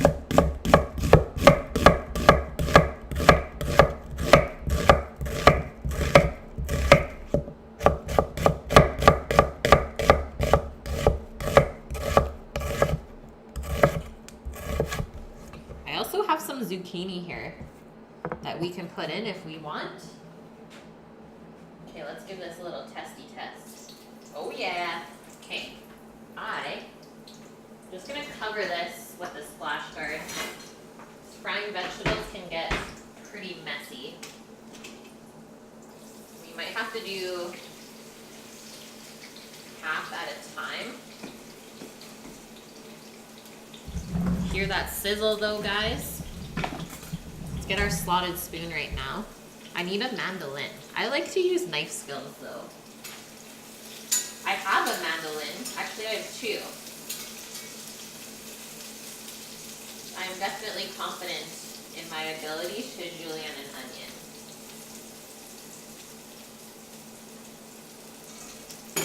Let's let those fry. We'll just push this onion aside and get into our peppers. Celery is antioxidant rich. I would not think that, considering it's like so pale in color. Definitely has fiber though, for sure.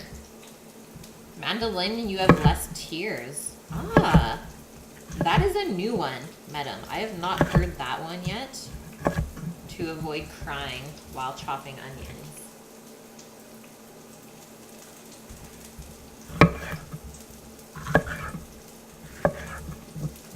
Yeah, the baby bell peppers. You guys know I like the sweet ones.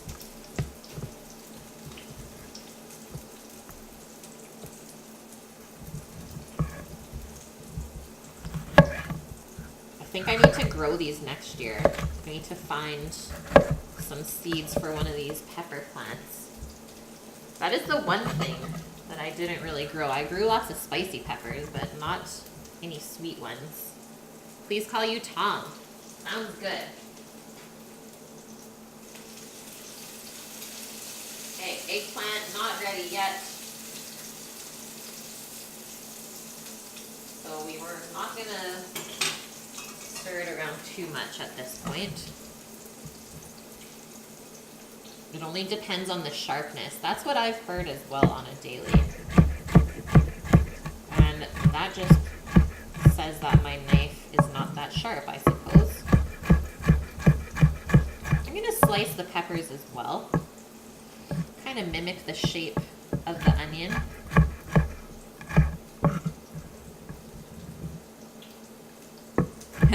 What kind of spicy peppers? We did habanero, Joe's long cayenne peppers, one's called Burning Ring of Fire, and the last one is a Portugal pepper. None of them have really ripened yet or turned red, so we gotta wait a little bit more. Me, Tom, you, Kate. I love that.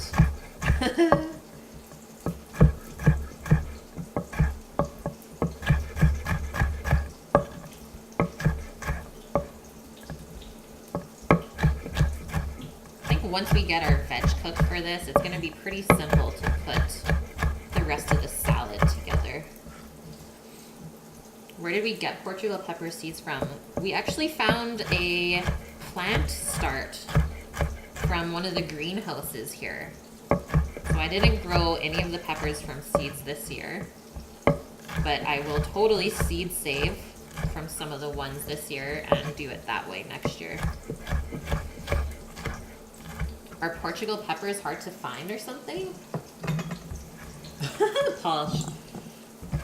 I think Chance is the other person that's like wondering about the progress of the food truck. Nothing yet, man. Nothing yet. Sadly. I think a couple years for sure.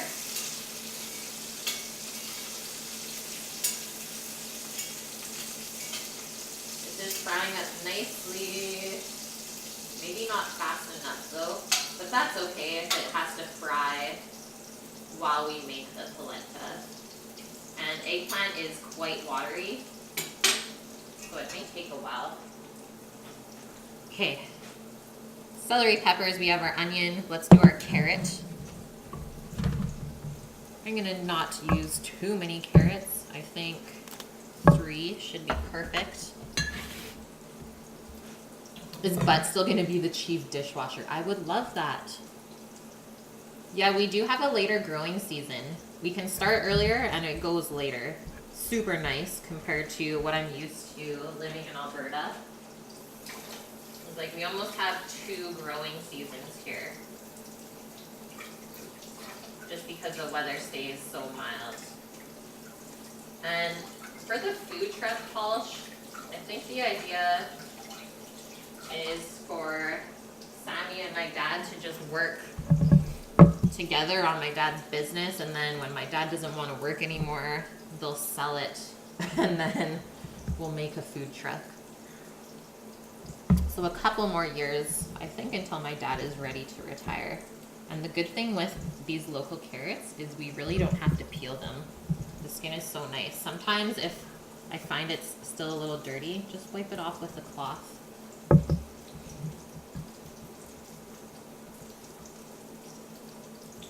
You've never heard of the Portugal peppers? Ah, you've got like over 8 different spicy peppers growing in your garden. I'm very excited to make hot sauce this year. Patiently waiting. I am on Vancouver Island, Tom. So almost as far west as you can go in Canada.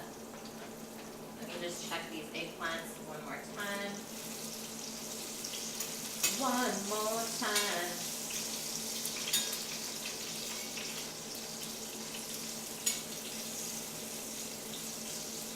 We're getting there. Slow and steady progress is better than none at all.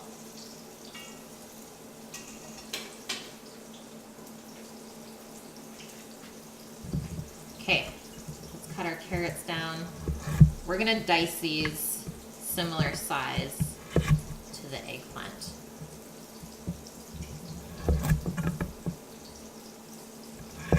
Bud's got the chops to make it to kitchen helper, then work her way up to sous chef. Hell yeah, she does. You're gonna send me your resume just for posterity. Oh my god, with a couple bottles of wine? Dude.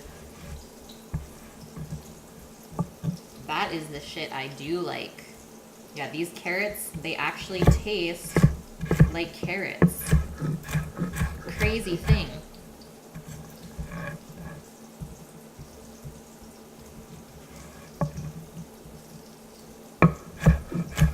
Paul, do you plan on making any more wine? And I guess I can question you. Because apparently we have some Concord grapes in our yard that are almost all purple. So I need to learn how to preserve those ASAP.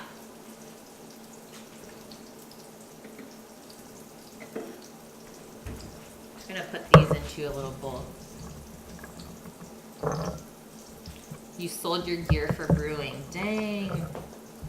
I know, I was looking at getting a press, but they're like $400. Preserve, just drink it all. But I need to make something to drink first though, Vune. Or you want me to just make the grape juice? Just blend it and strain it and drink it as Concord grape juice? Hey, here's our veggies. Look how nice and colorful this looks. Beautiful summertime dish. And I guess now, these are actually looking really nice. We can take them out, drain them on the paper towel so that it's not as oily. Obviously deep frying, not the healthiest thing.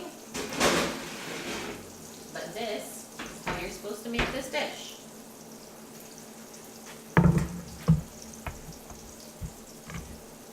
Have you? You thought I already had the wine made? Colin Palsha Ho. That is great.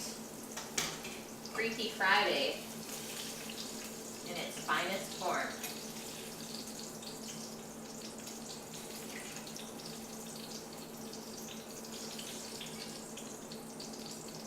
And I need to be really careful using this metal spoon in here because I don't want to chip my enamel.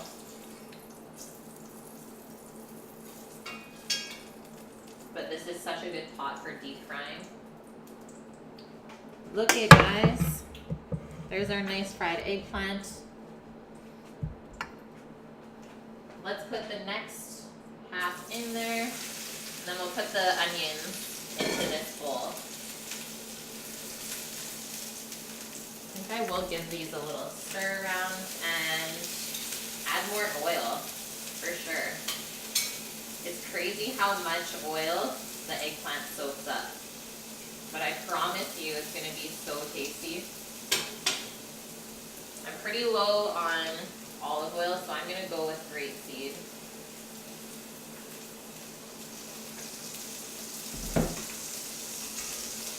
And while this is hot, this is when we want to add the salt so that it can kind of soak in.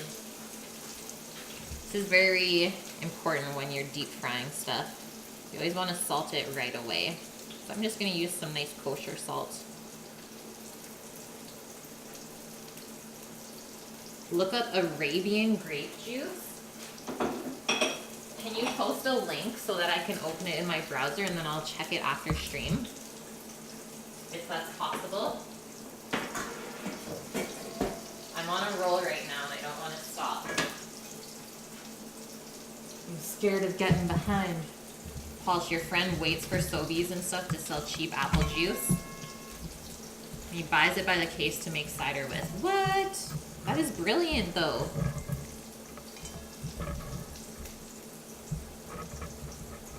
So good. It's a hype here. Awesome.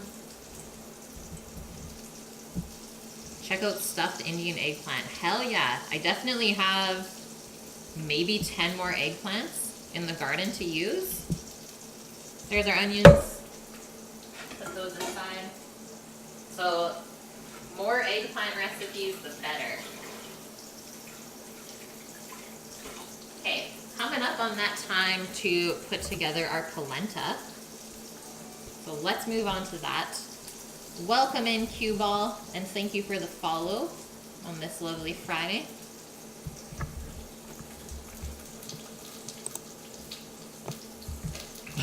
Paul, you're a whole lot of something. Salt makes it caramelize faster, so maybe I should salt it in the pot?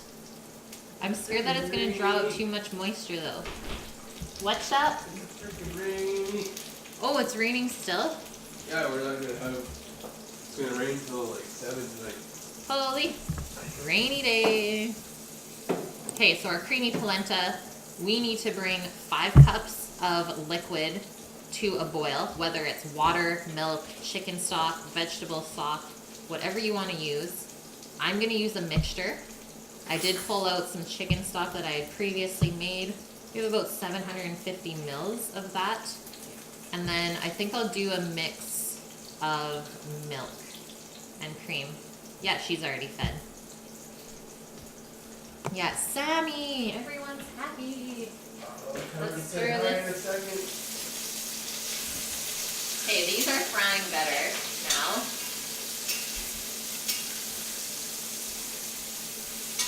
Hi everyone. I'm home. I survived. Yeah. It's really rainy out. I have to go pee. Good chat. The greatest.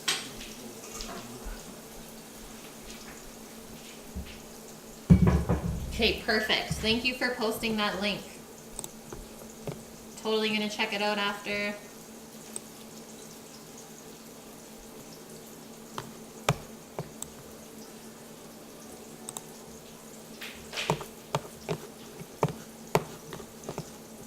Ah, you just use the wine kits. Okay, that makes sense.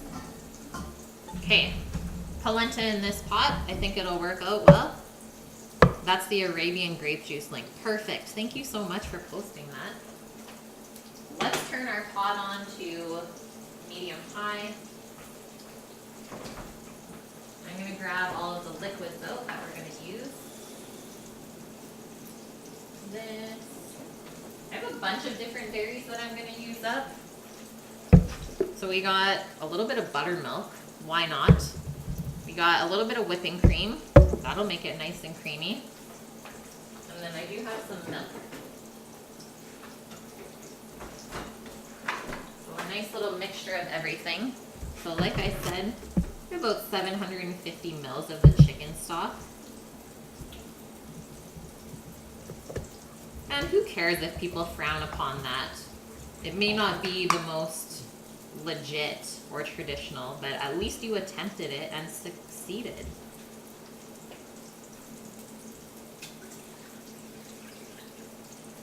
And you know I'm gonna scrape all of the chicken fat that is on the outside of this.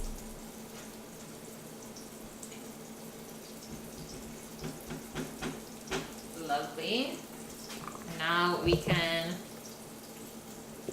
top up the mixture with all of our other dairies.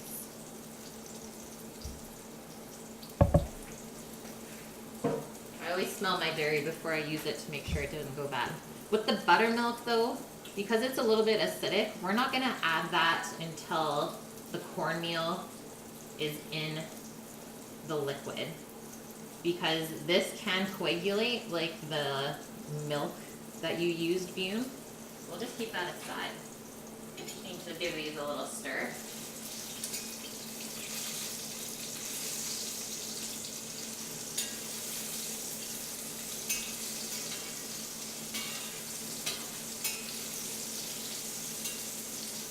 Okay, a couple more minutes on that, and then we'll do our onion and the rest of the veg. So I would say maybe have a 1/4 cup of the buttermilk.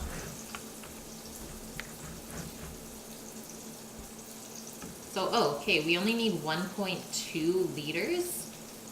We might actually be there.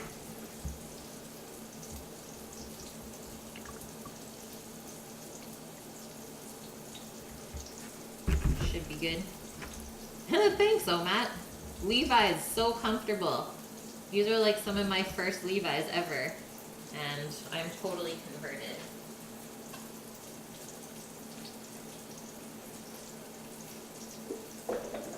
Just pour our buttermilk into here so it's ready to go.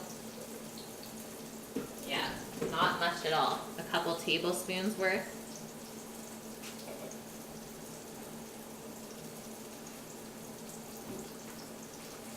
Put our milk away.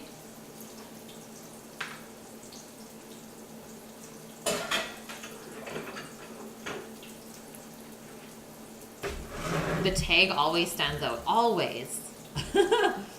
They did something right, hey? And then we just need 1 cup of cornmeal.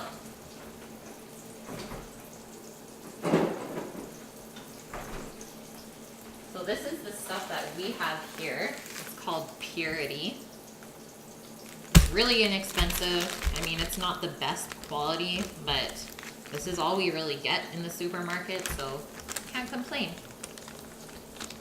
You haven't had Levi's since you were in junior high. You cheap out and go Old Navy or Blue Notes. Yeah, you know what? It depends on how it fits you and if you think it's comfortable.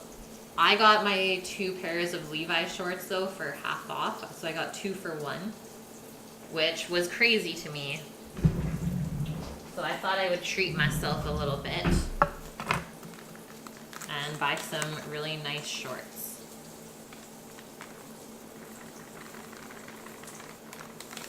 Okay, I think that our eggplant is ready to take out.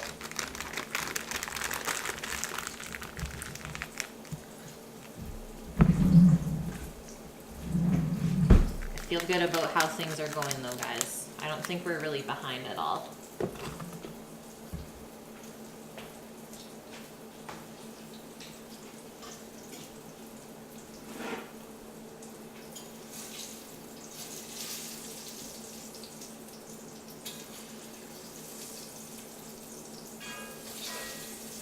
You guys got any fun plans this weekend?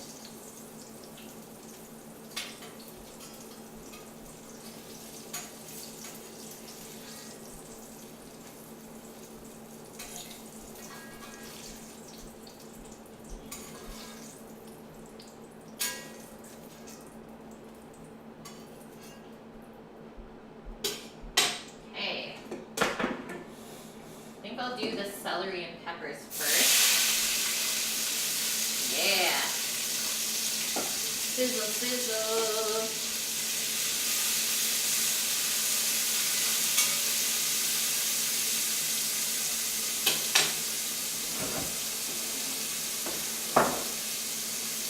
season our eggplant one more time. The most comfortable jeans you bought were the Flex jeans from Duluth Trading Co. This custom sucks so bad. Ah. Yay, OMAT, movie night. That is always a crucial step from the first date. Have you guys picked out a movie yet?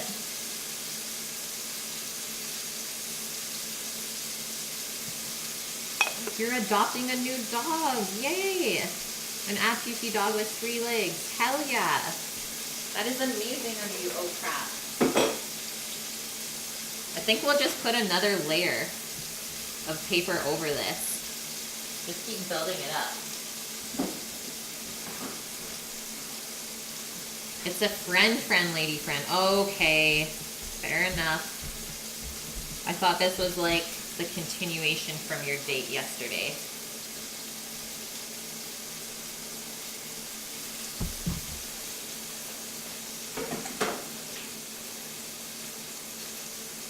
Okay, what else do we need to do? We need to prep up our tomatoes.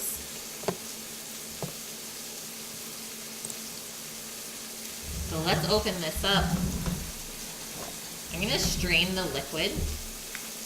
Oh, actually, maybe I won't strain all of it, just so that our caponata is still a little bit saucy, and then we won't have to add water. Why not add something with flavor?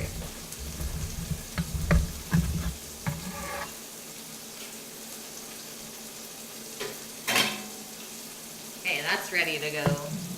Moist Kleenex tissue. Thank you for the follow. What's my weekend? My weekend consists of mostly work. Tomorrow I work from noon till 7. And Sunday I work from 11 till 11 probably.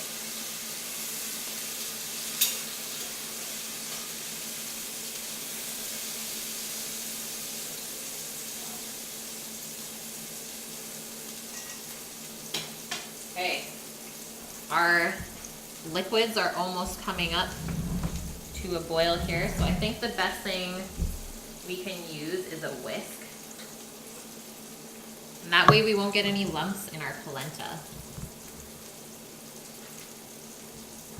It is like one of the best can openers, and it's only star frit. I don't know if you can see that. So good. Work, you wish you had work. You short on work or something? That's never fun.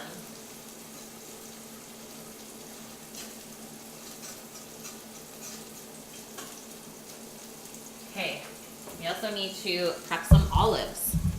I looked for the really nice Italian green olives, but the store I went to did not have anything like that. So we just got our classic jumbo green olives. Not very expensive at all.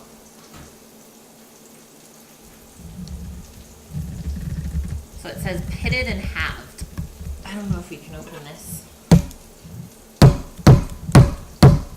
If you hit the back of your knife on the top of the jar lid, it should loosen up the seal. There we go. Rawr. And maybe we'll use a cup of olives. Then we can also do the capers as well. See how this is frying up. Oh yeah.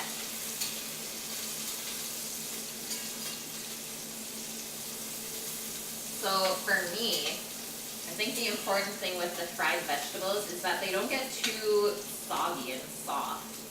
Still need a little bit of crunch. And that way you can still differentiate what you're eating.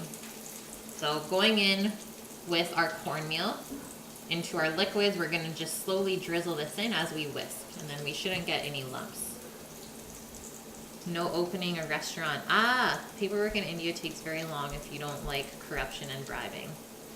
You're still adding your menu. That is so cool.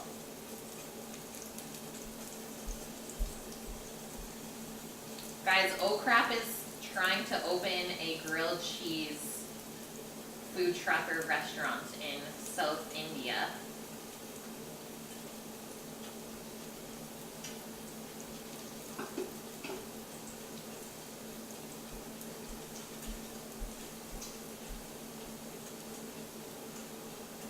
Okay, that is good. That's all incorporated. We'll let that come back to a boil. Take out this veg, build up our other layer, and then we'll do the carrots quickly, and then the onion. And then we really just have to dress our vegetables and season it up. We do have to constantly keep an eye though now on our polenta that's cooking. Do not want that to burn. And be careful because when it starts to spit, that can burn you as well. Anything starchy like that, whether it's potato or cornmeal, terrifying. You can get hurt real bad. Okay, turning that down to medium because it is starting to spit. Craziness. Ah! Watch your face. Okay. That looks good. A little bit lower. Ouch.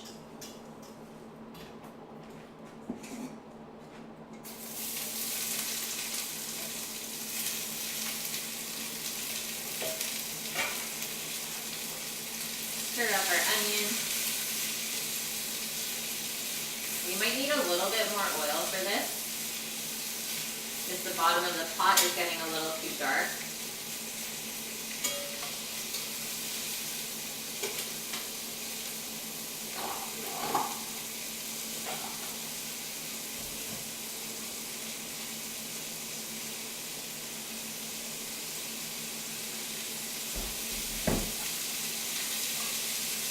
Okay, just settle down.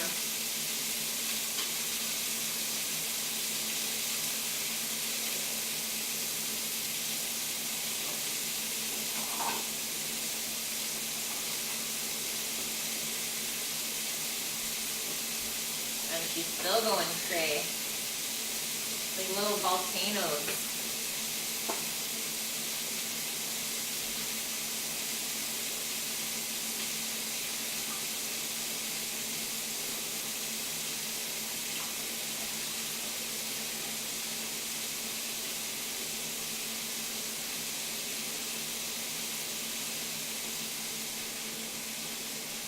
Spursy.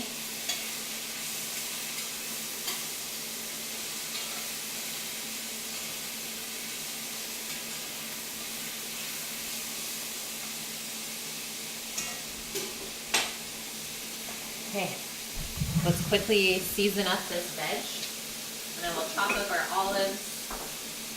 I believe they're already pitted. Bye, Polish. Thanks for chilling for a little bit. Bye, Polish. Thanks for chilling for a little bit.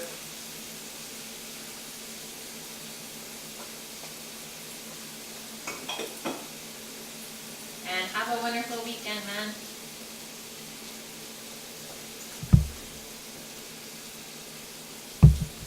Hey, what are you doing? What kind of stuff?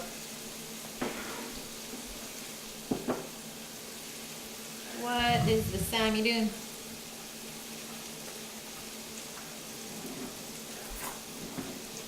We need something.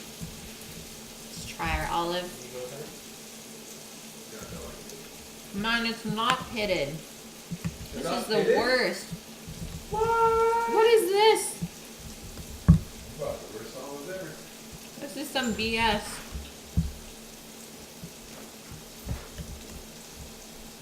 Like, oh, I don't want to be out here. But these are nice and briny. Good luck with this. I know. This is gonna put me back on timing. I'm upset. Mom's only at Admiral right now. She's got like 50 minutes filming at home.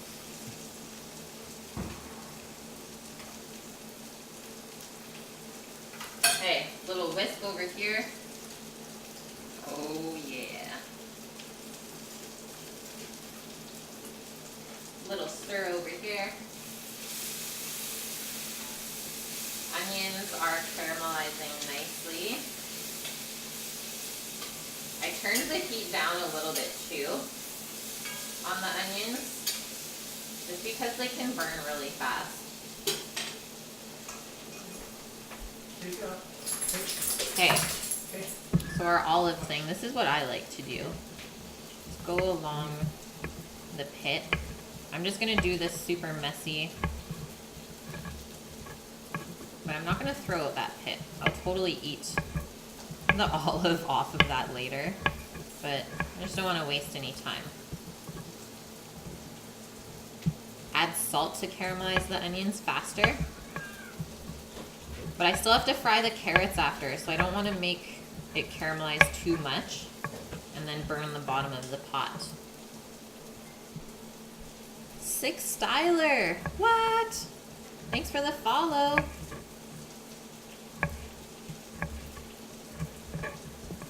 Yes, Thunder.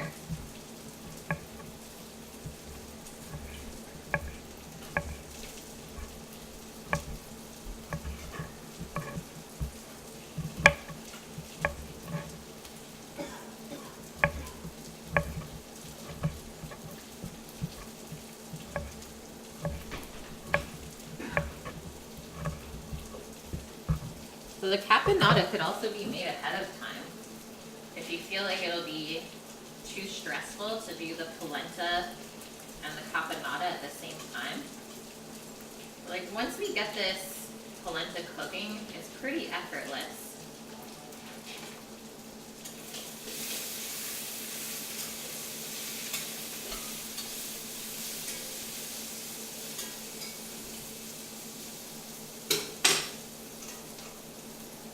What's this? Okay, a little bit more. And I'm just gonna leave the olives in these nice chunky pieces. That way you get a good bite.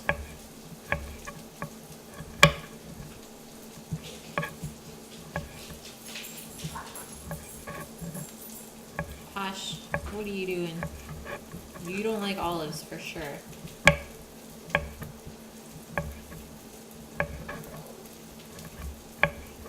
I don't think Doggo likes olives, guys. But she is waiting here beside me. She thinks she does. Doggo. What do? Chillin'? Word.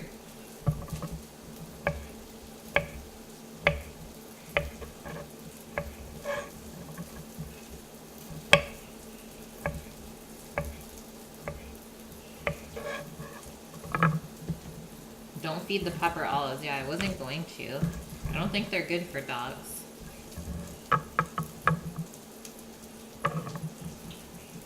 She can eat all the veggies she wants. Olives, not a thing. Hey Ryan, how are you, man? Good to have you in here. Better late than never. Okay, let's get a whisk over here. Cooking out nicely. And we are gonna still add some butter and cheese to this. So don't even worry.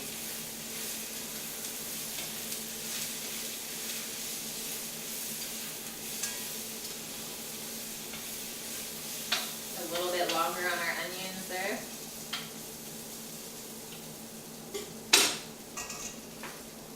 So, like I said, let's get our capers out. And then we'll chop up our parsley and then we're pretty much good to go. Any fruits with seeds are bad. But she eats peaches with me all the time. Ryan, just chillin'. Hell yeah, dude. Chillin' like a villain. Okay, what does it say for capers? 20 grams. I think I'll do a tablespoon or so. Maybe a bit more. And I'm I'm not gonna chop them up because these are gonna cook for a little bit. So I think they'll break down on their own. Can you show how the onions look? Ah, do you not really see them in the other camera? Apples are totally fine. Oh, she loves apples too. She loves most fruits and vegetables. Red onions are your fave. Oh, those are good caramelized as well.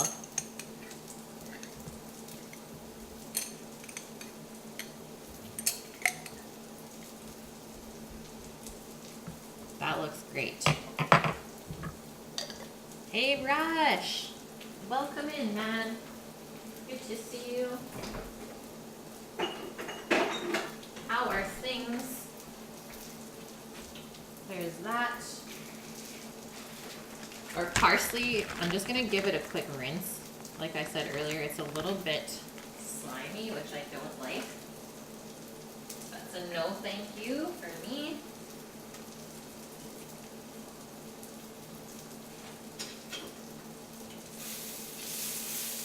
Oh, the onions are trying to burn. Very close to it. Pushing the limits though.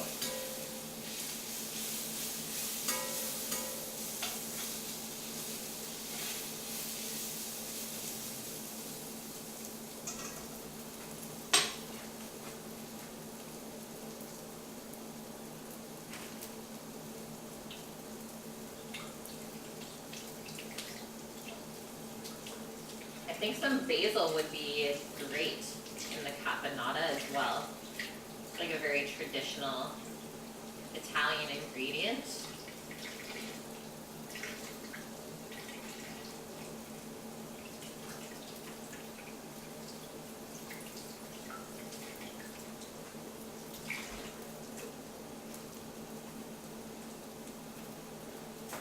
Boop. Six Styler. Welcome in. Is parsley cilantro? No. It's usually mostly the actual seeds or pits. Okay, that makes sense. Parsley and cilantro, two totally different plants.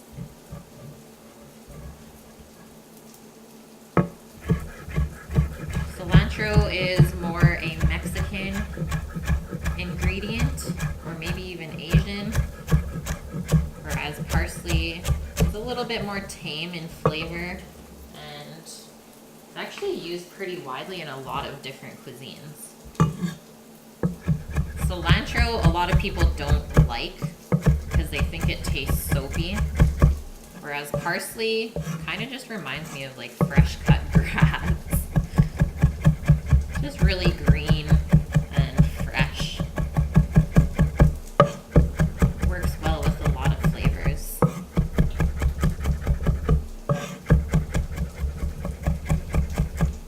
Hell yeah, I'll be your personal chef.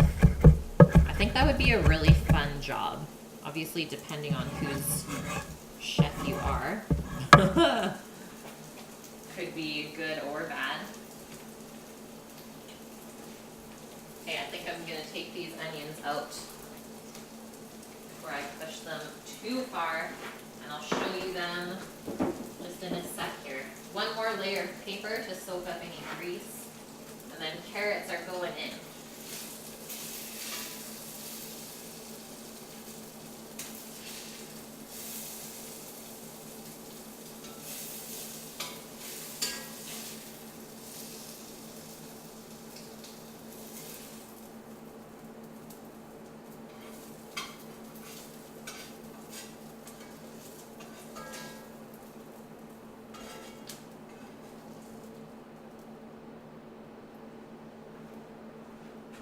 There we go. Spread it out.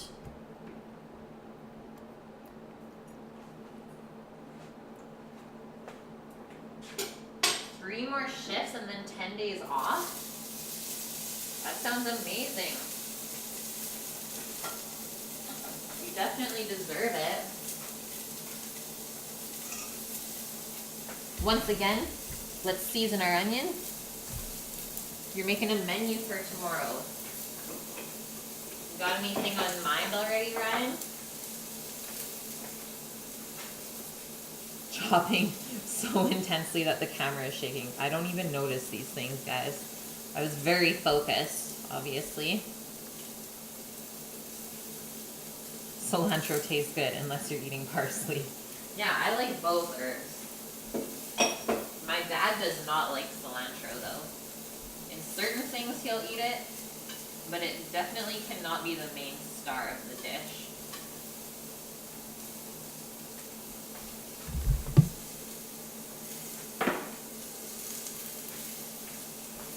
Okay, one more little container to put our parsley in. You'll be here for my streams as well, Rush? Yay! That's amazing. Finally got some holiday from work. Once again, better late than never, hey? Take it while you can.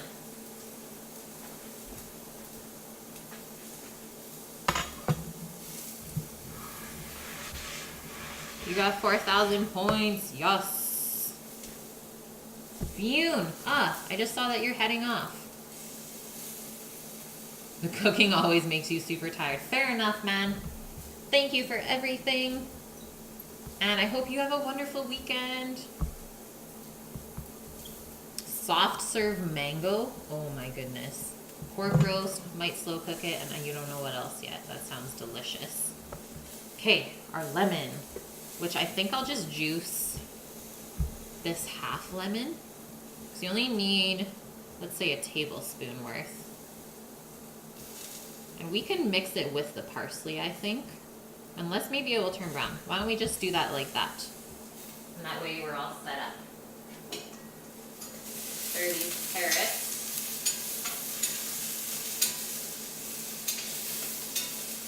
This pan just getting destroyed.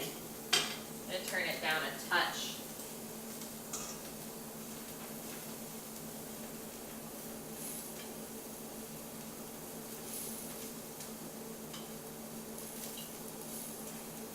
And what next? Okay, those are all the things we need for our caponata. Now we do need a little bit more prep for our polenta. So we need to take the kernels off of our corn cob. We're gonna put the nice fresh corn into the polenta for some extra sweetness, I would say. So I like to first obviously shuck the corn and then cut it on a sheet pan so that the kernels don't fly everywhere. It does help a little bit. The Sanchuco knife is coming home. That is always something to be excited about. So we got peaches and cream corn. Ooh, what's in here? A little bit of moldy mold. Oh no. On a daily, yeah. Talk about knives. On a daily is here.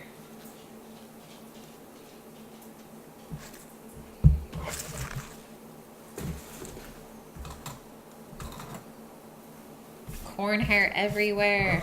Ah. Okay, I'm gonna move this out of the way for a sec. I'm gonna give this a rinse, obviously, before we carry on. Oh yeah, I totally forgot that you bought the same knife. This is so exciting. Did you buy it off of my cooking tools on my page?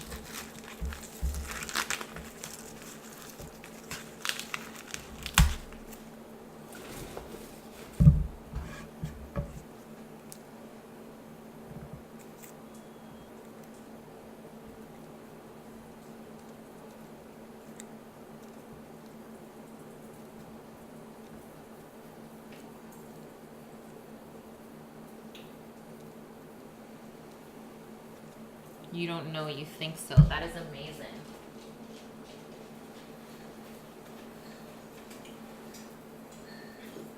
Okay, how is our carrots? I think I want the carrots to stay a little bit crunchy. Let me just taste one of them. bigger piece. Mm-hmm. I'd say that's perfect. And we can turn that pan off finally.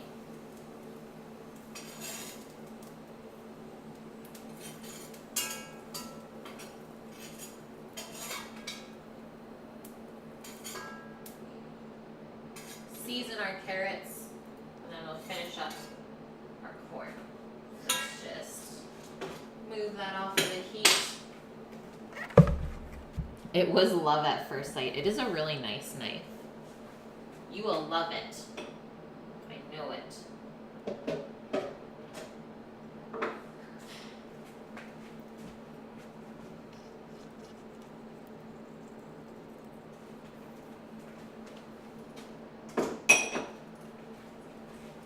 Boop.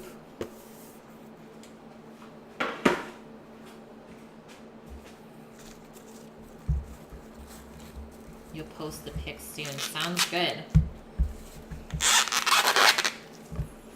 This is our workout for now. Okay guys, while we're all in here, you ready for question of the day? This is kind of a fun one.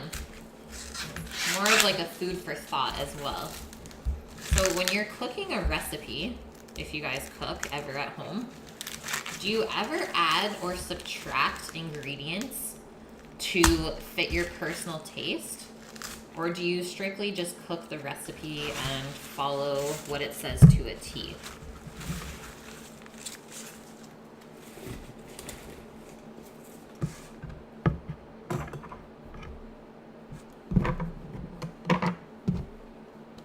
There's corn hair everywhere. Jay Frick, how are you?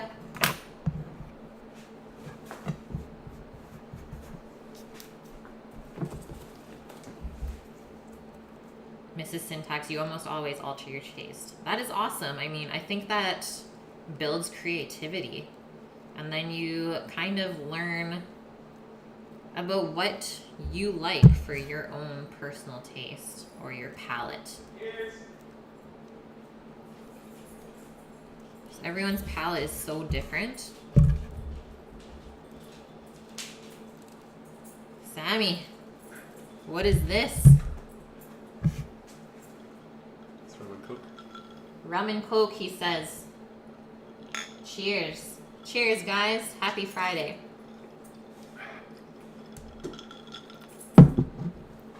Whew. That's good. Sammy's trying to get me drunk. That's not right.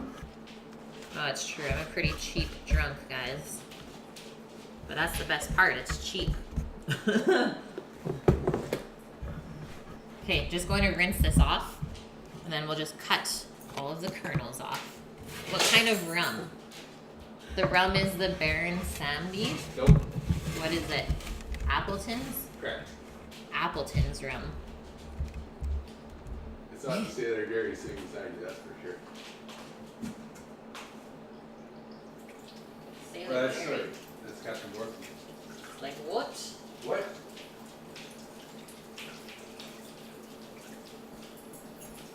Sailor Jerry, what? Okay.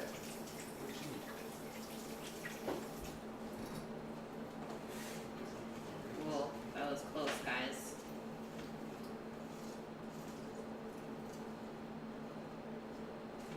Okay, I'm just gonna turn this off for now. I think we're really close on our polenta. It looks amazing. Now all we have to do is finish it off. The only thing is when you let it sit like this is it will start to firm up, so keep that in mind. Bye, Omat. Thanks for chilling for so long. And have a wonderful weekend, dude. Stay thick. Cookie, you can't leave well enough alone. Mano, you definitely alter to taste. Okay, let me just quickly take off this moldy part here so we don't get that in there.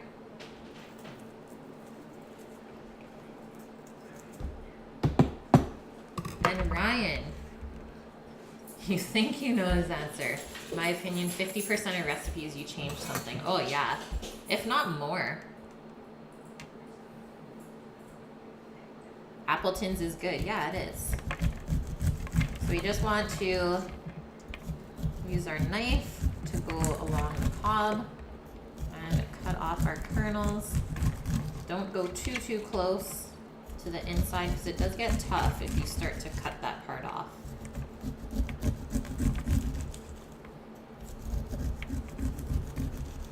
And then obviously don't cut through onto the metal because that will wreck your knife. Just kind of trim it up afterwards like that. You usually just get Sailor Jerry. Yeah, this is one of my favorite rums. It is dangerous, totally. Old Monk rum. I don't think I've had the Old Monk. Is that a dark rum?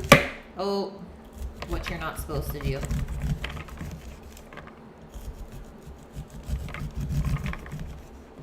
Elote. I don't think I've ever made a elote yet, but I have eaten it. So long, Rook. Thanks for the awesome week, man, and don't work too hard. It's like the one thing I can say to you. Take care of yourself, man. Vegan gelato. Good to see you in here.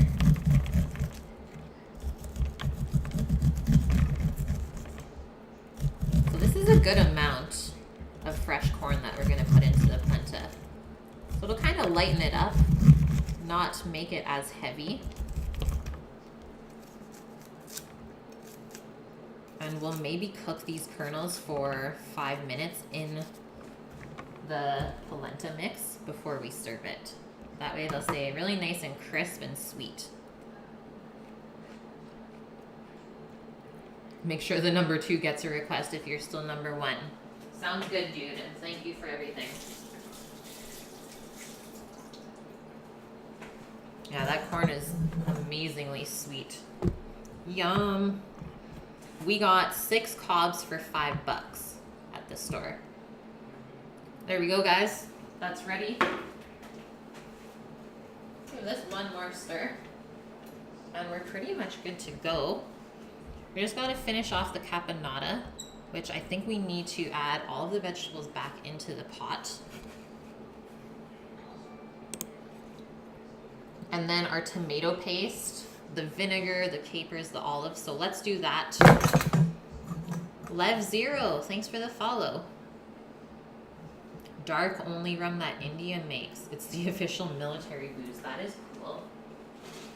I know the bottom of this is dark, but that has built up so much flavor. I'm gonna turn that to medium heat. And I don't think I want all of the tomato liquid, so I'm just gonna drain a little bit into the sink.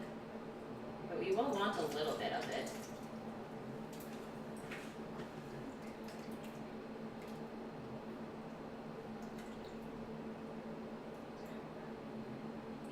Okay, we'll put the whole can. Just do it. Okay, be right back, guys. I got the best eyebrows on Twitch. Hell yeah. Thanks, J Frick. I will take that as a compliment. Vodka to Russia is rum to India. I did not know that. That is something new. Cheers. Corn is a bit more expensive in BC. Is it? Maybe. Cheers. Cheers. Now, we won't get stuck with the Monsanto crap. Definitely not. Bye, Rush. Have a good weekend, man. Yeah, the stuff that I buy is usually always organic and local. At least for the most part, it is. I'll be back in 30 seconds.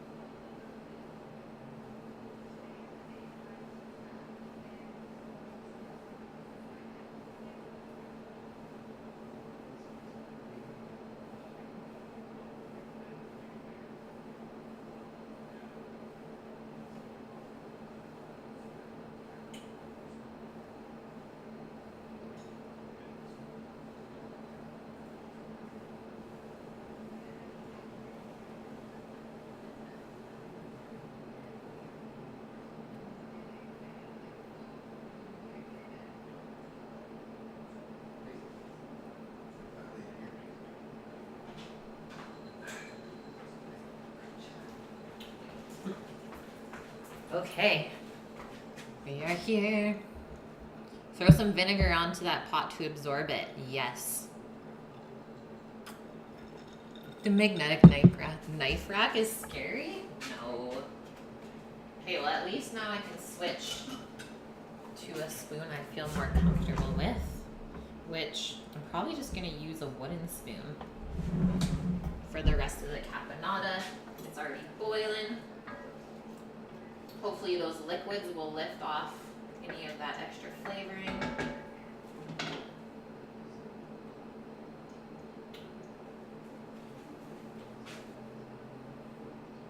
And I'm gonna let that boil for a little bit before I put the veggies in. I just want it to reduce just a touch. Oh, actually, it says to add everything, as well as the sugar and the vinegar, and let it simmer for 10 minutes to come together. Okay, that makes sense. The magnetic knife racks are so awesome and handy. Great little tools to have in the kitchen. Okay, our onion and carrot. So like, look at all the fat that this absorbed. I don't know if you can tell. It's definitely not the healthiest, but it tastes good.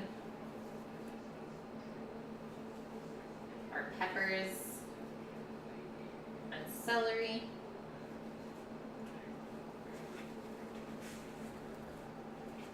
And then our eggplant.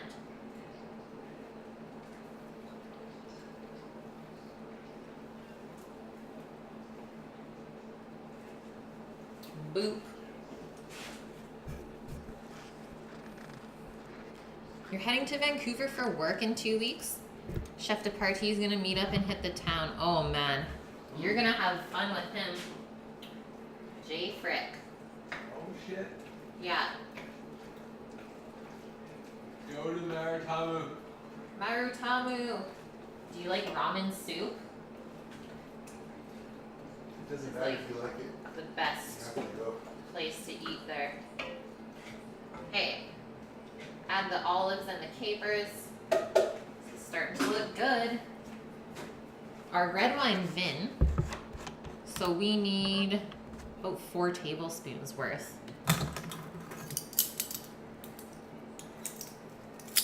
You just hope you don't end up in jail. That is also a thing that could happen.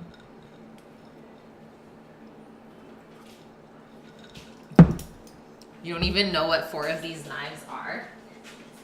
They are pretty useful, guys. There has been some streams where I've used almost all of them. Some of them are Sammy's too, though. I think I'm only gonna do 3 tablespoons of vinegar. We can always add more later, but we cannot take it away. And also, we're still adding the lemon juice at the end, so keep that in mind.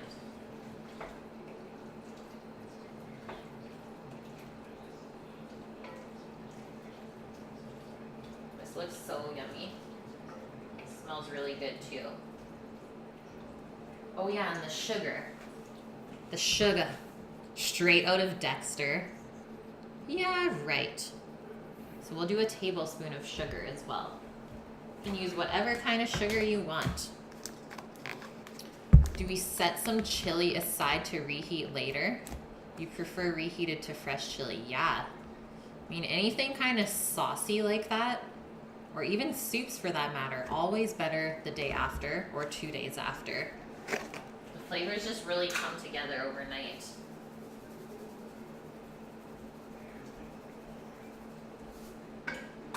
There we go. Just a touch of sugar. Okay, a little bit more for our polenta. So I need to just shred some cheese, and that's it. And I'll grab some butter out. So we'll shred a cup each of Parmesan and white cheddar. Brown sugar in the chili. It's gonna give a little bit more deep flavor for sure. The brown sugar kind of tastes caramelized compared to white sugar.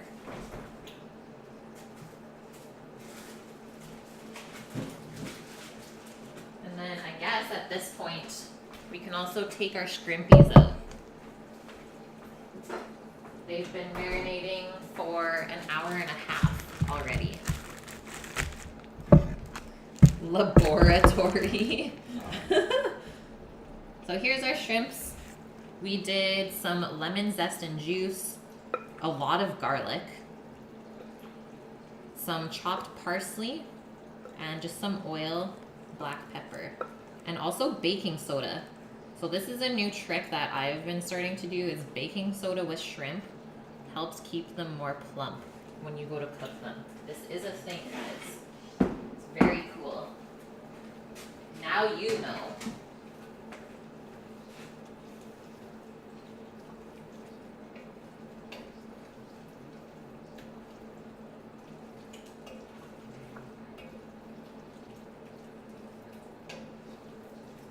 Okay, this looks perfectly saucy still. I'm just gonna shut that off, push it to the back, and just let the residual heat kind of keep cooking it. What recipe am I using? For which dish? The fuck? So here's our white cheddar. We need 1 cup of this shredded.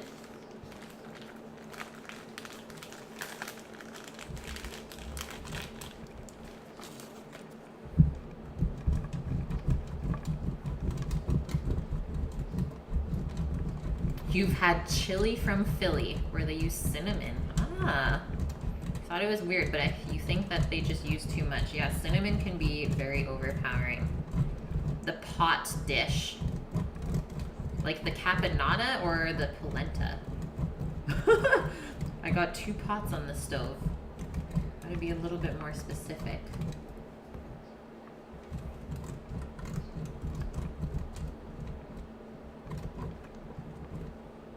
The vegetable dish recipe is from Otto Lange, who is a chef in London.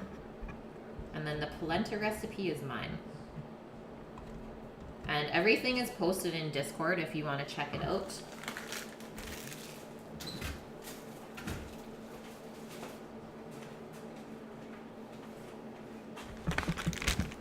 The caponata.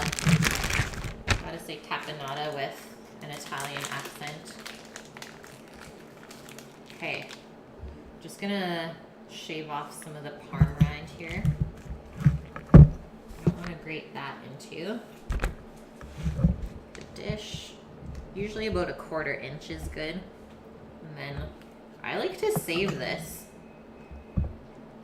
Put it in like tomato sauce or some kind of soup. Really, really good. His cookbooks are such good food porn. Yes, I love his cookbooks. I only have 2 out of what, the 4 or 5 that he has now.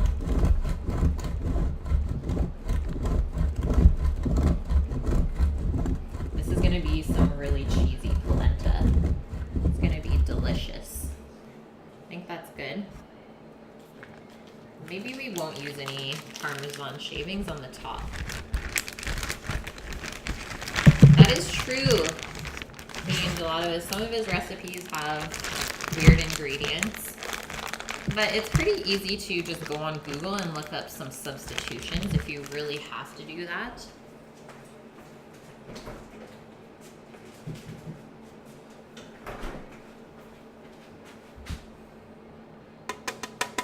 Parm rind and minestrone, exactly, Cookie.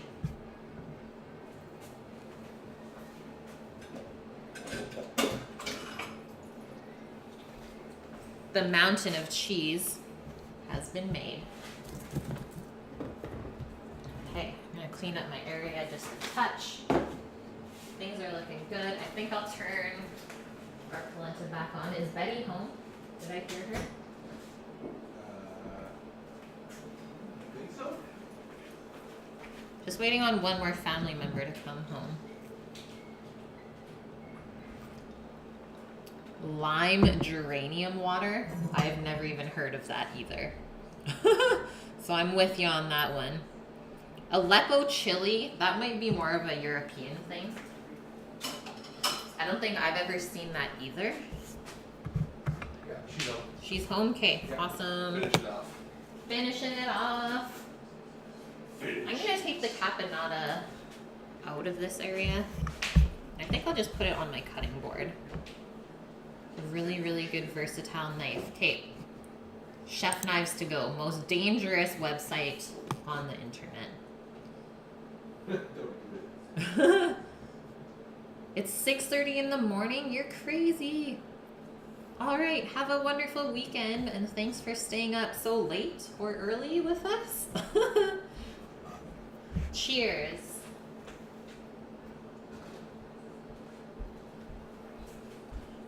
Okay, guys, we'll do a little caponata cam for now. And we'll taste it, obviously, before we serve it. But let's get our shrimp pan heating up and also turn our polenta back on.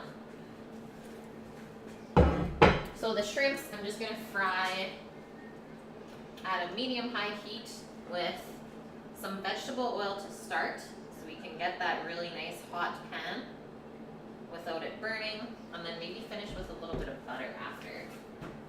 This polenta, still a little bit soft. Turn this on to low. We can put our cheese and our butter right into there. And I think I'm gonna switch from a whisk to a spoon. She got a little thick. Just having breakfast. Where are you at, Six Styler? Boosting your appetite. I love that. And what are you having for breakfast?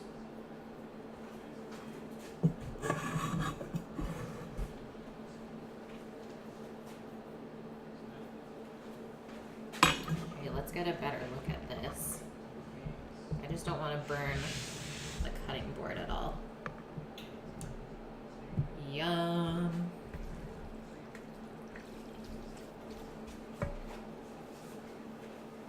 Okay, getting the butter out. Actually, what I'm gonna use, have a little bit of clarified butter in here. I think that's gonna be good. Use that up.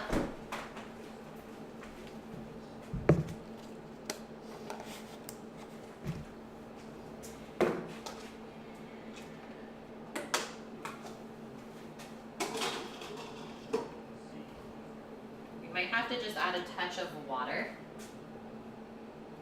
into our polenta. Like I said, as it sits, it does like to firm up quite a bit.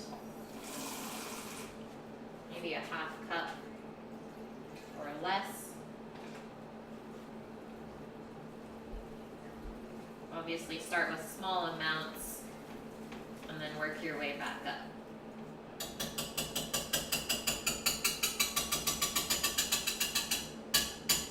Shake the whisk off, because the corn is just going to get stuck in there anyways. I think just a touch more water. I want this to be quite soft. Corn kernels going in. It's going to be corny.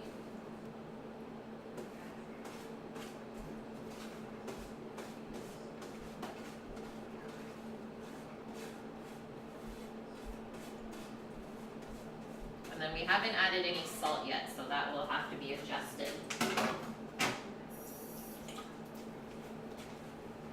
You guys with me still? Garlic rubbed bruschetta with the caponata would be perfect. Sounds delicious.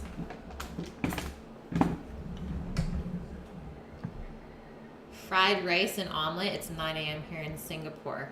Cool. I love fried rice for breakfast. So good.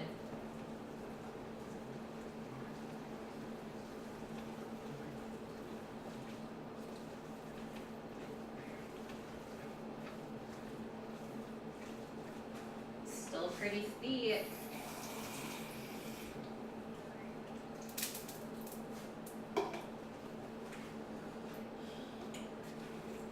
Now about 3 tablespoons of butter.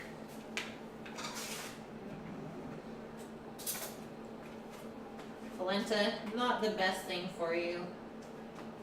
Tastes delicious though.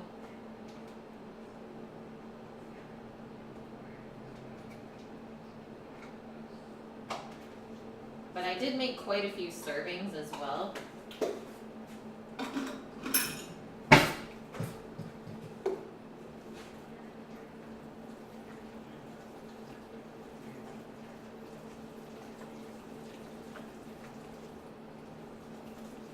And I'm just gonna cover this so that the corn kind of steams, I guess.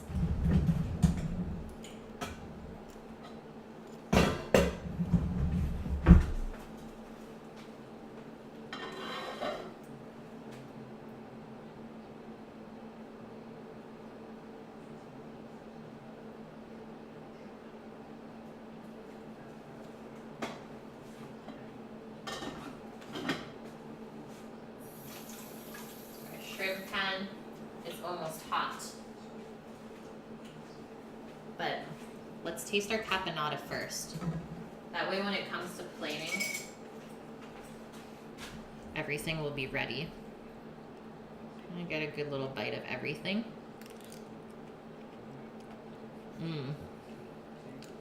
That's delicious. I think we're good on sugar, for sure. And obviously we need to add the lemon and parsley still. Just a touch of salt, I think. And I think that's just because we added the canned tomatoes. So maybe a teaspoon of salt. Let's add our fresh ingredients. I just turned that shrimp pan down. It is hot, but the shrimp are gonna cook so quickly that we don't want them to overcook. So that's gonna be one of the last things that we do. Hey, Sammy. The other Sammy. How are you? I think it's called uptime is the command. Uptime.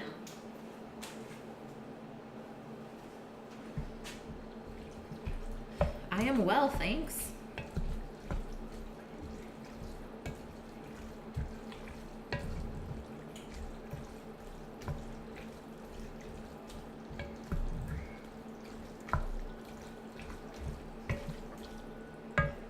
One more little tasty taste.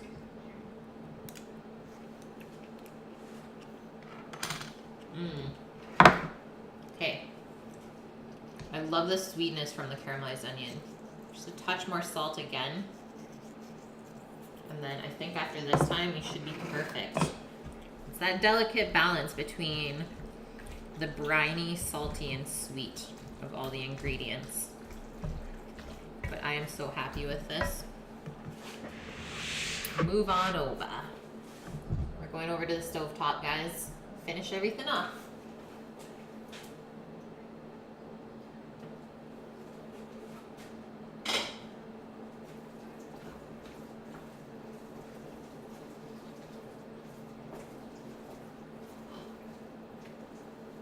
Give our polenta a quick stir before we get going into the shrimps. Let's see what's going on here with our corn. Still crunchy. Not cooking the shrimp until I'm happy with that polenta.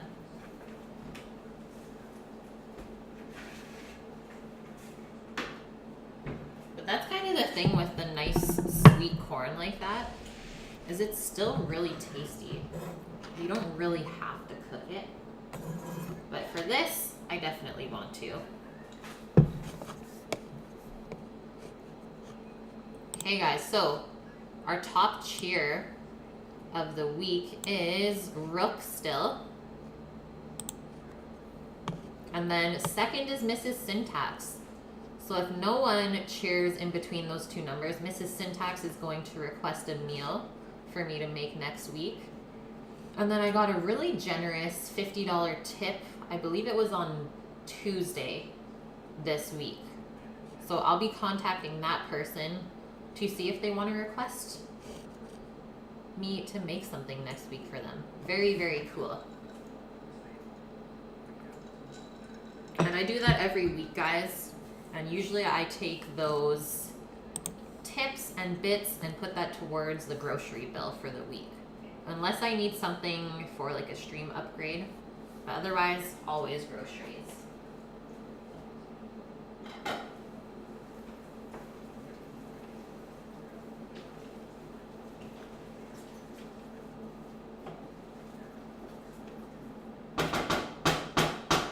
Okay, it looks like we're getting there now. I see some steam coming out of here. I'm just gonna season it as it comes up to temp. Yeah, for 50 bucks, they can come over and eat it. Except that they live in the Netherlands. It's a little bit far away. Just a little bit.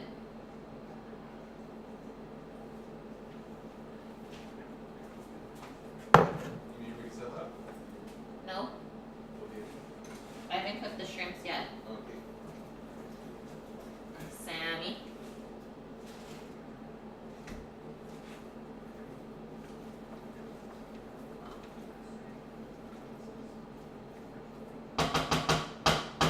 So I added a couple teaspoons of salt just now. Still needs more. It's very deceiving how much salt food needs for it to taste proper. Especially when you're using sweet ingredients.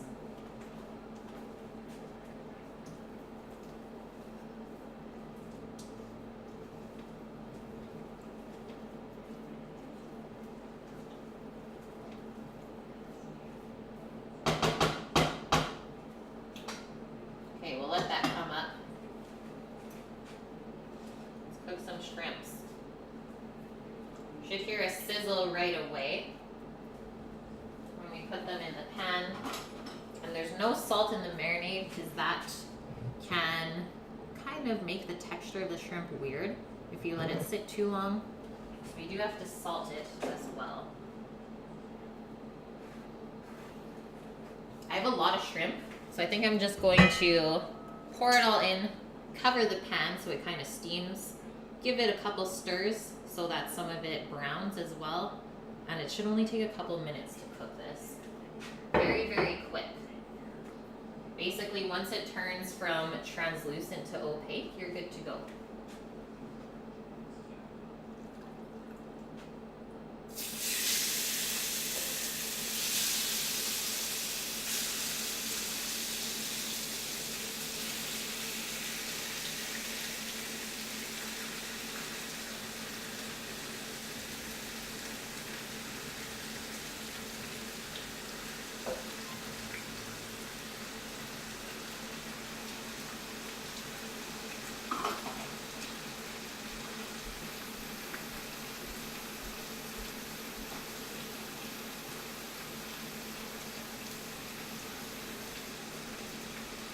Gotta wash our scrim pans.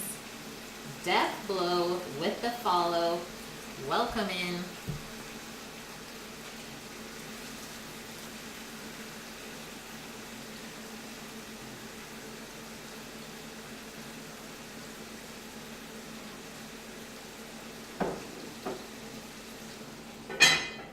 Boop. Hey guys, who else is cooking right now? Just gonna check out Belly. Looking for someone to raid, so if you guys have any suggestions, I am open to that. I see Vegan Chick. She just started. I also see Chris Blackwood cooking up some squab. Fancy. Squab, aka pigeon, guys. If you're like, what is squab? Domesticated pigeon.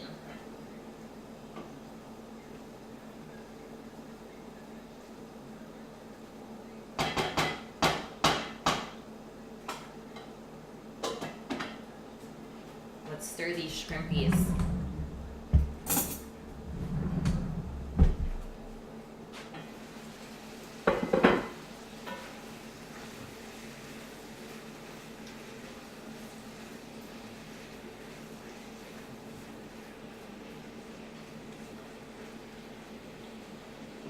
Since we have a lot of shrimp in here, gonna take a couple more minutes to cook. I underestimated that amount. So that's what it is. Yeah, squab. I had it once. So we cooked it when I was in culinary school still. And that was the one, and I think only time I ate it. It wasn't my favorite. It was very gamey. Personally, I really like duck, and squab was just too much game flavor.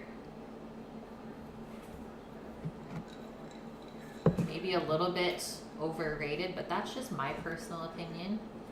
You should try everything once for sure.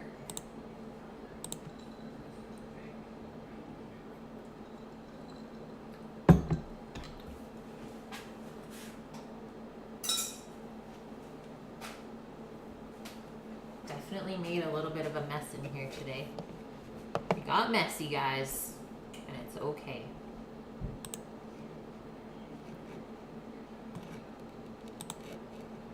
Is anyone eaten or have you eaten anything awesome today? Talk to me, guys. Donors. Sammy, you had donors? Yeah. How was your leftover donor for lunch? Fantastic. It was good? So all you had to do was put the sauce on it? Yes, ma'am. Nice. Okay, shrimpies almost done.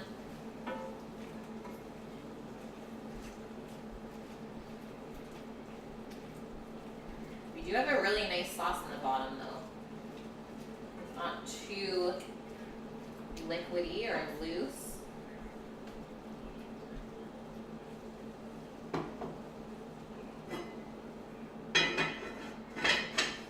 I usually like to fry my shrimp a little bit more in the oil, but I didn't want to do 2 batches of cooking the shrimp. So it's more of like a steamed shrimp today. Totally okay. Your hubby made you a croque madame for dinner. Yum. I love breakfast for dinner. Cookie, enchiladas and Spanish rice. Always a good classic. Thanks, Monastache. Blue Cadet, you made a stromboli with some pepperoni sation you made.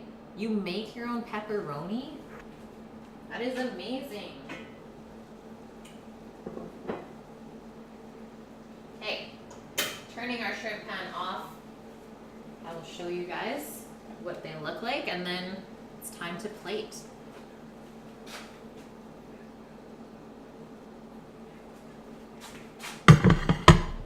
So they're just cooked, because they're gonna keep cooking a little bit when they stay in the pan here. So chilies, garlic, some nice parsley and lemon.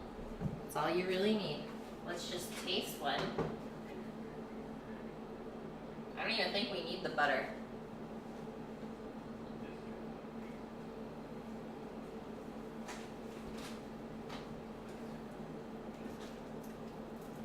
Just a little bit more salt.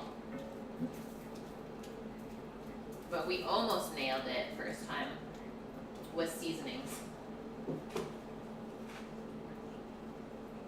A little bit more. So first thing going down onto the plate is our polenta. I always like to make my base as the polenta just because, like I said, it does kind of firm up as it sits.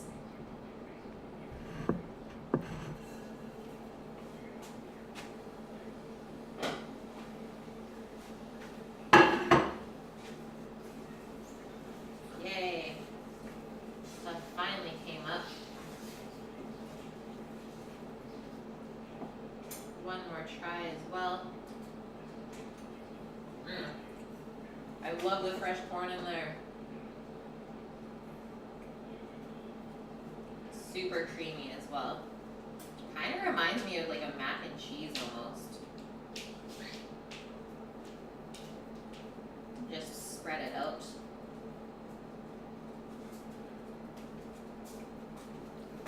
There we go. Nice little dollop of our polenta.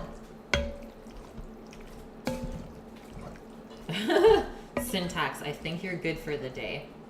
You've done well. Do a nice scoop of our caponata on here. I guess this meal is a little bit fitting for today's weather. It's a little bit dark and gloomy, moving into those more rich fall dishes.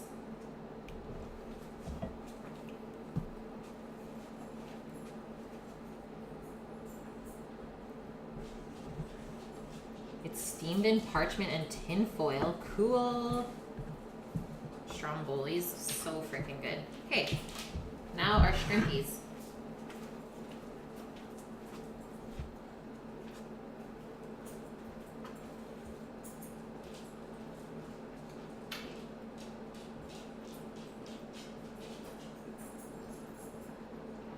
And we can put a little bit of that sauce on as well.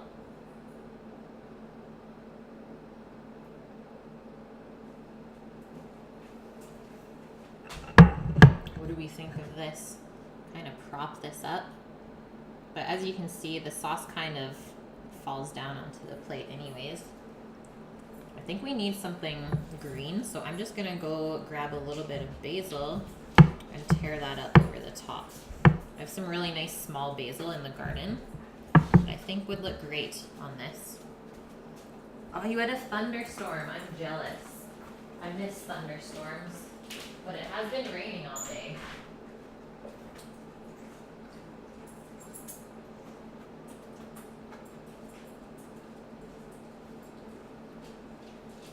The rain does feel good though, I will say that. But here's my mini basil leaves.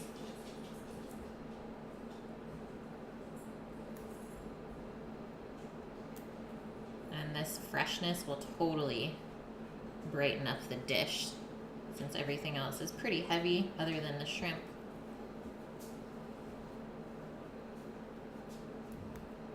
Do I need to get basil for everyone? If you want to, there's also a bag of basil in the fridge. And crisper. I think just a little bit of fresh cracked pepper on here.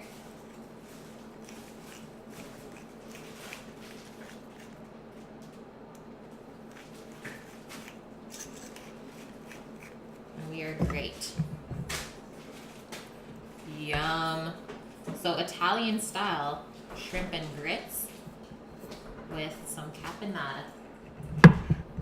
No, it's in the thing right here.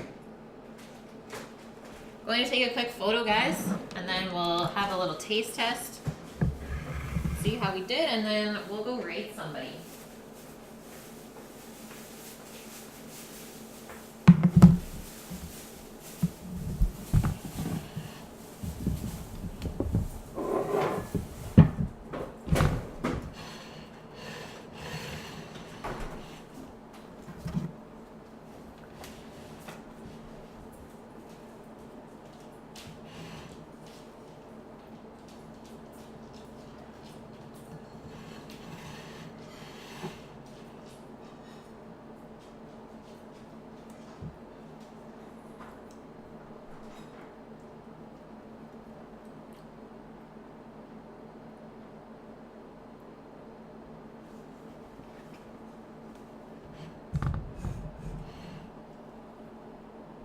Trying to get the lighting right.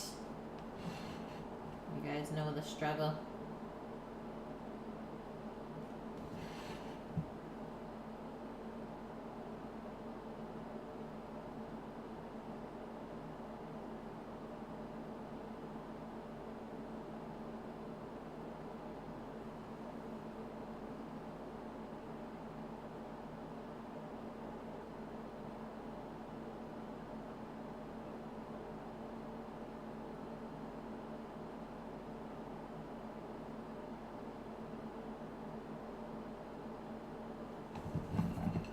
Yum.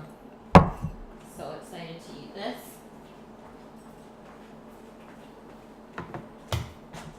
Guys, would you eat this? That is the question.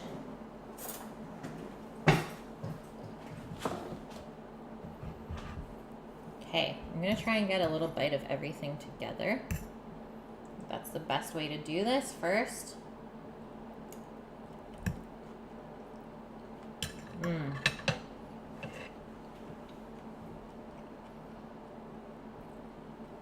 Honestly, everything together is really freaking good.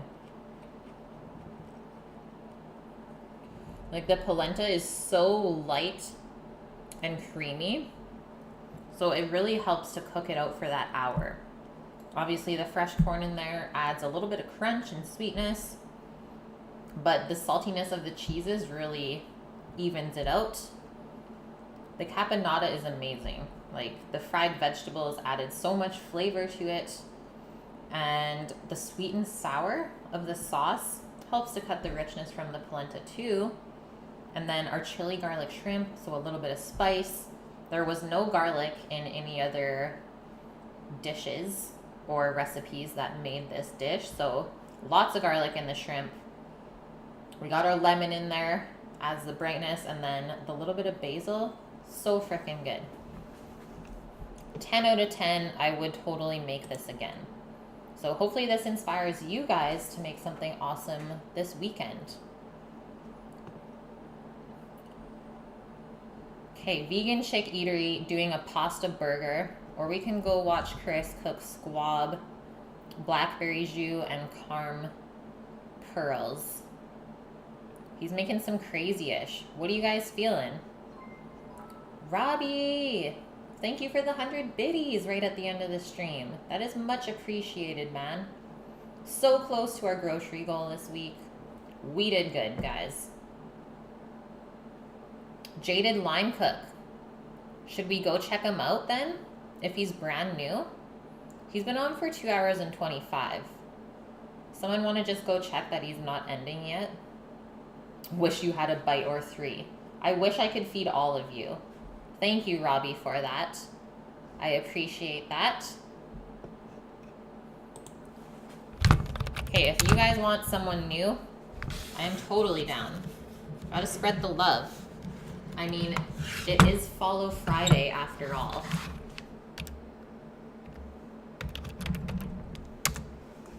What do you guys think? Jaded Line Cook? Hopefully he's not finishing up.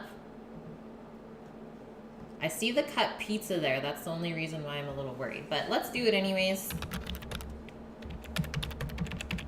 Check this guy out. Give him a follow if you so desire. And spread the love. Alright guys. Thank you for the wonderful week. So much love from all of you. A bunch of new subs. Obviously, we almost hit our bit goal for the groceries. And we did get a top donator, which is amazing. I will see you guys on Monday for another awesome stream, and I hope you have a wonderful weekend. Take care of yourselves, and thanks for cooking with Kate.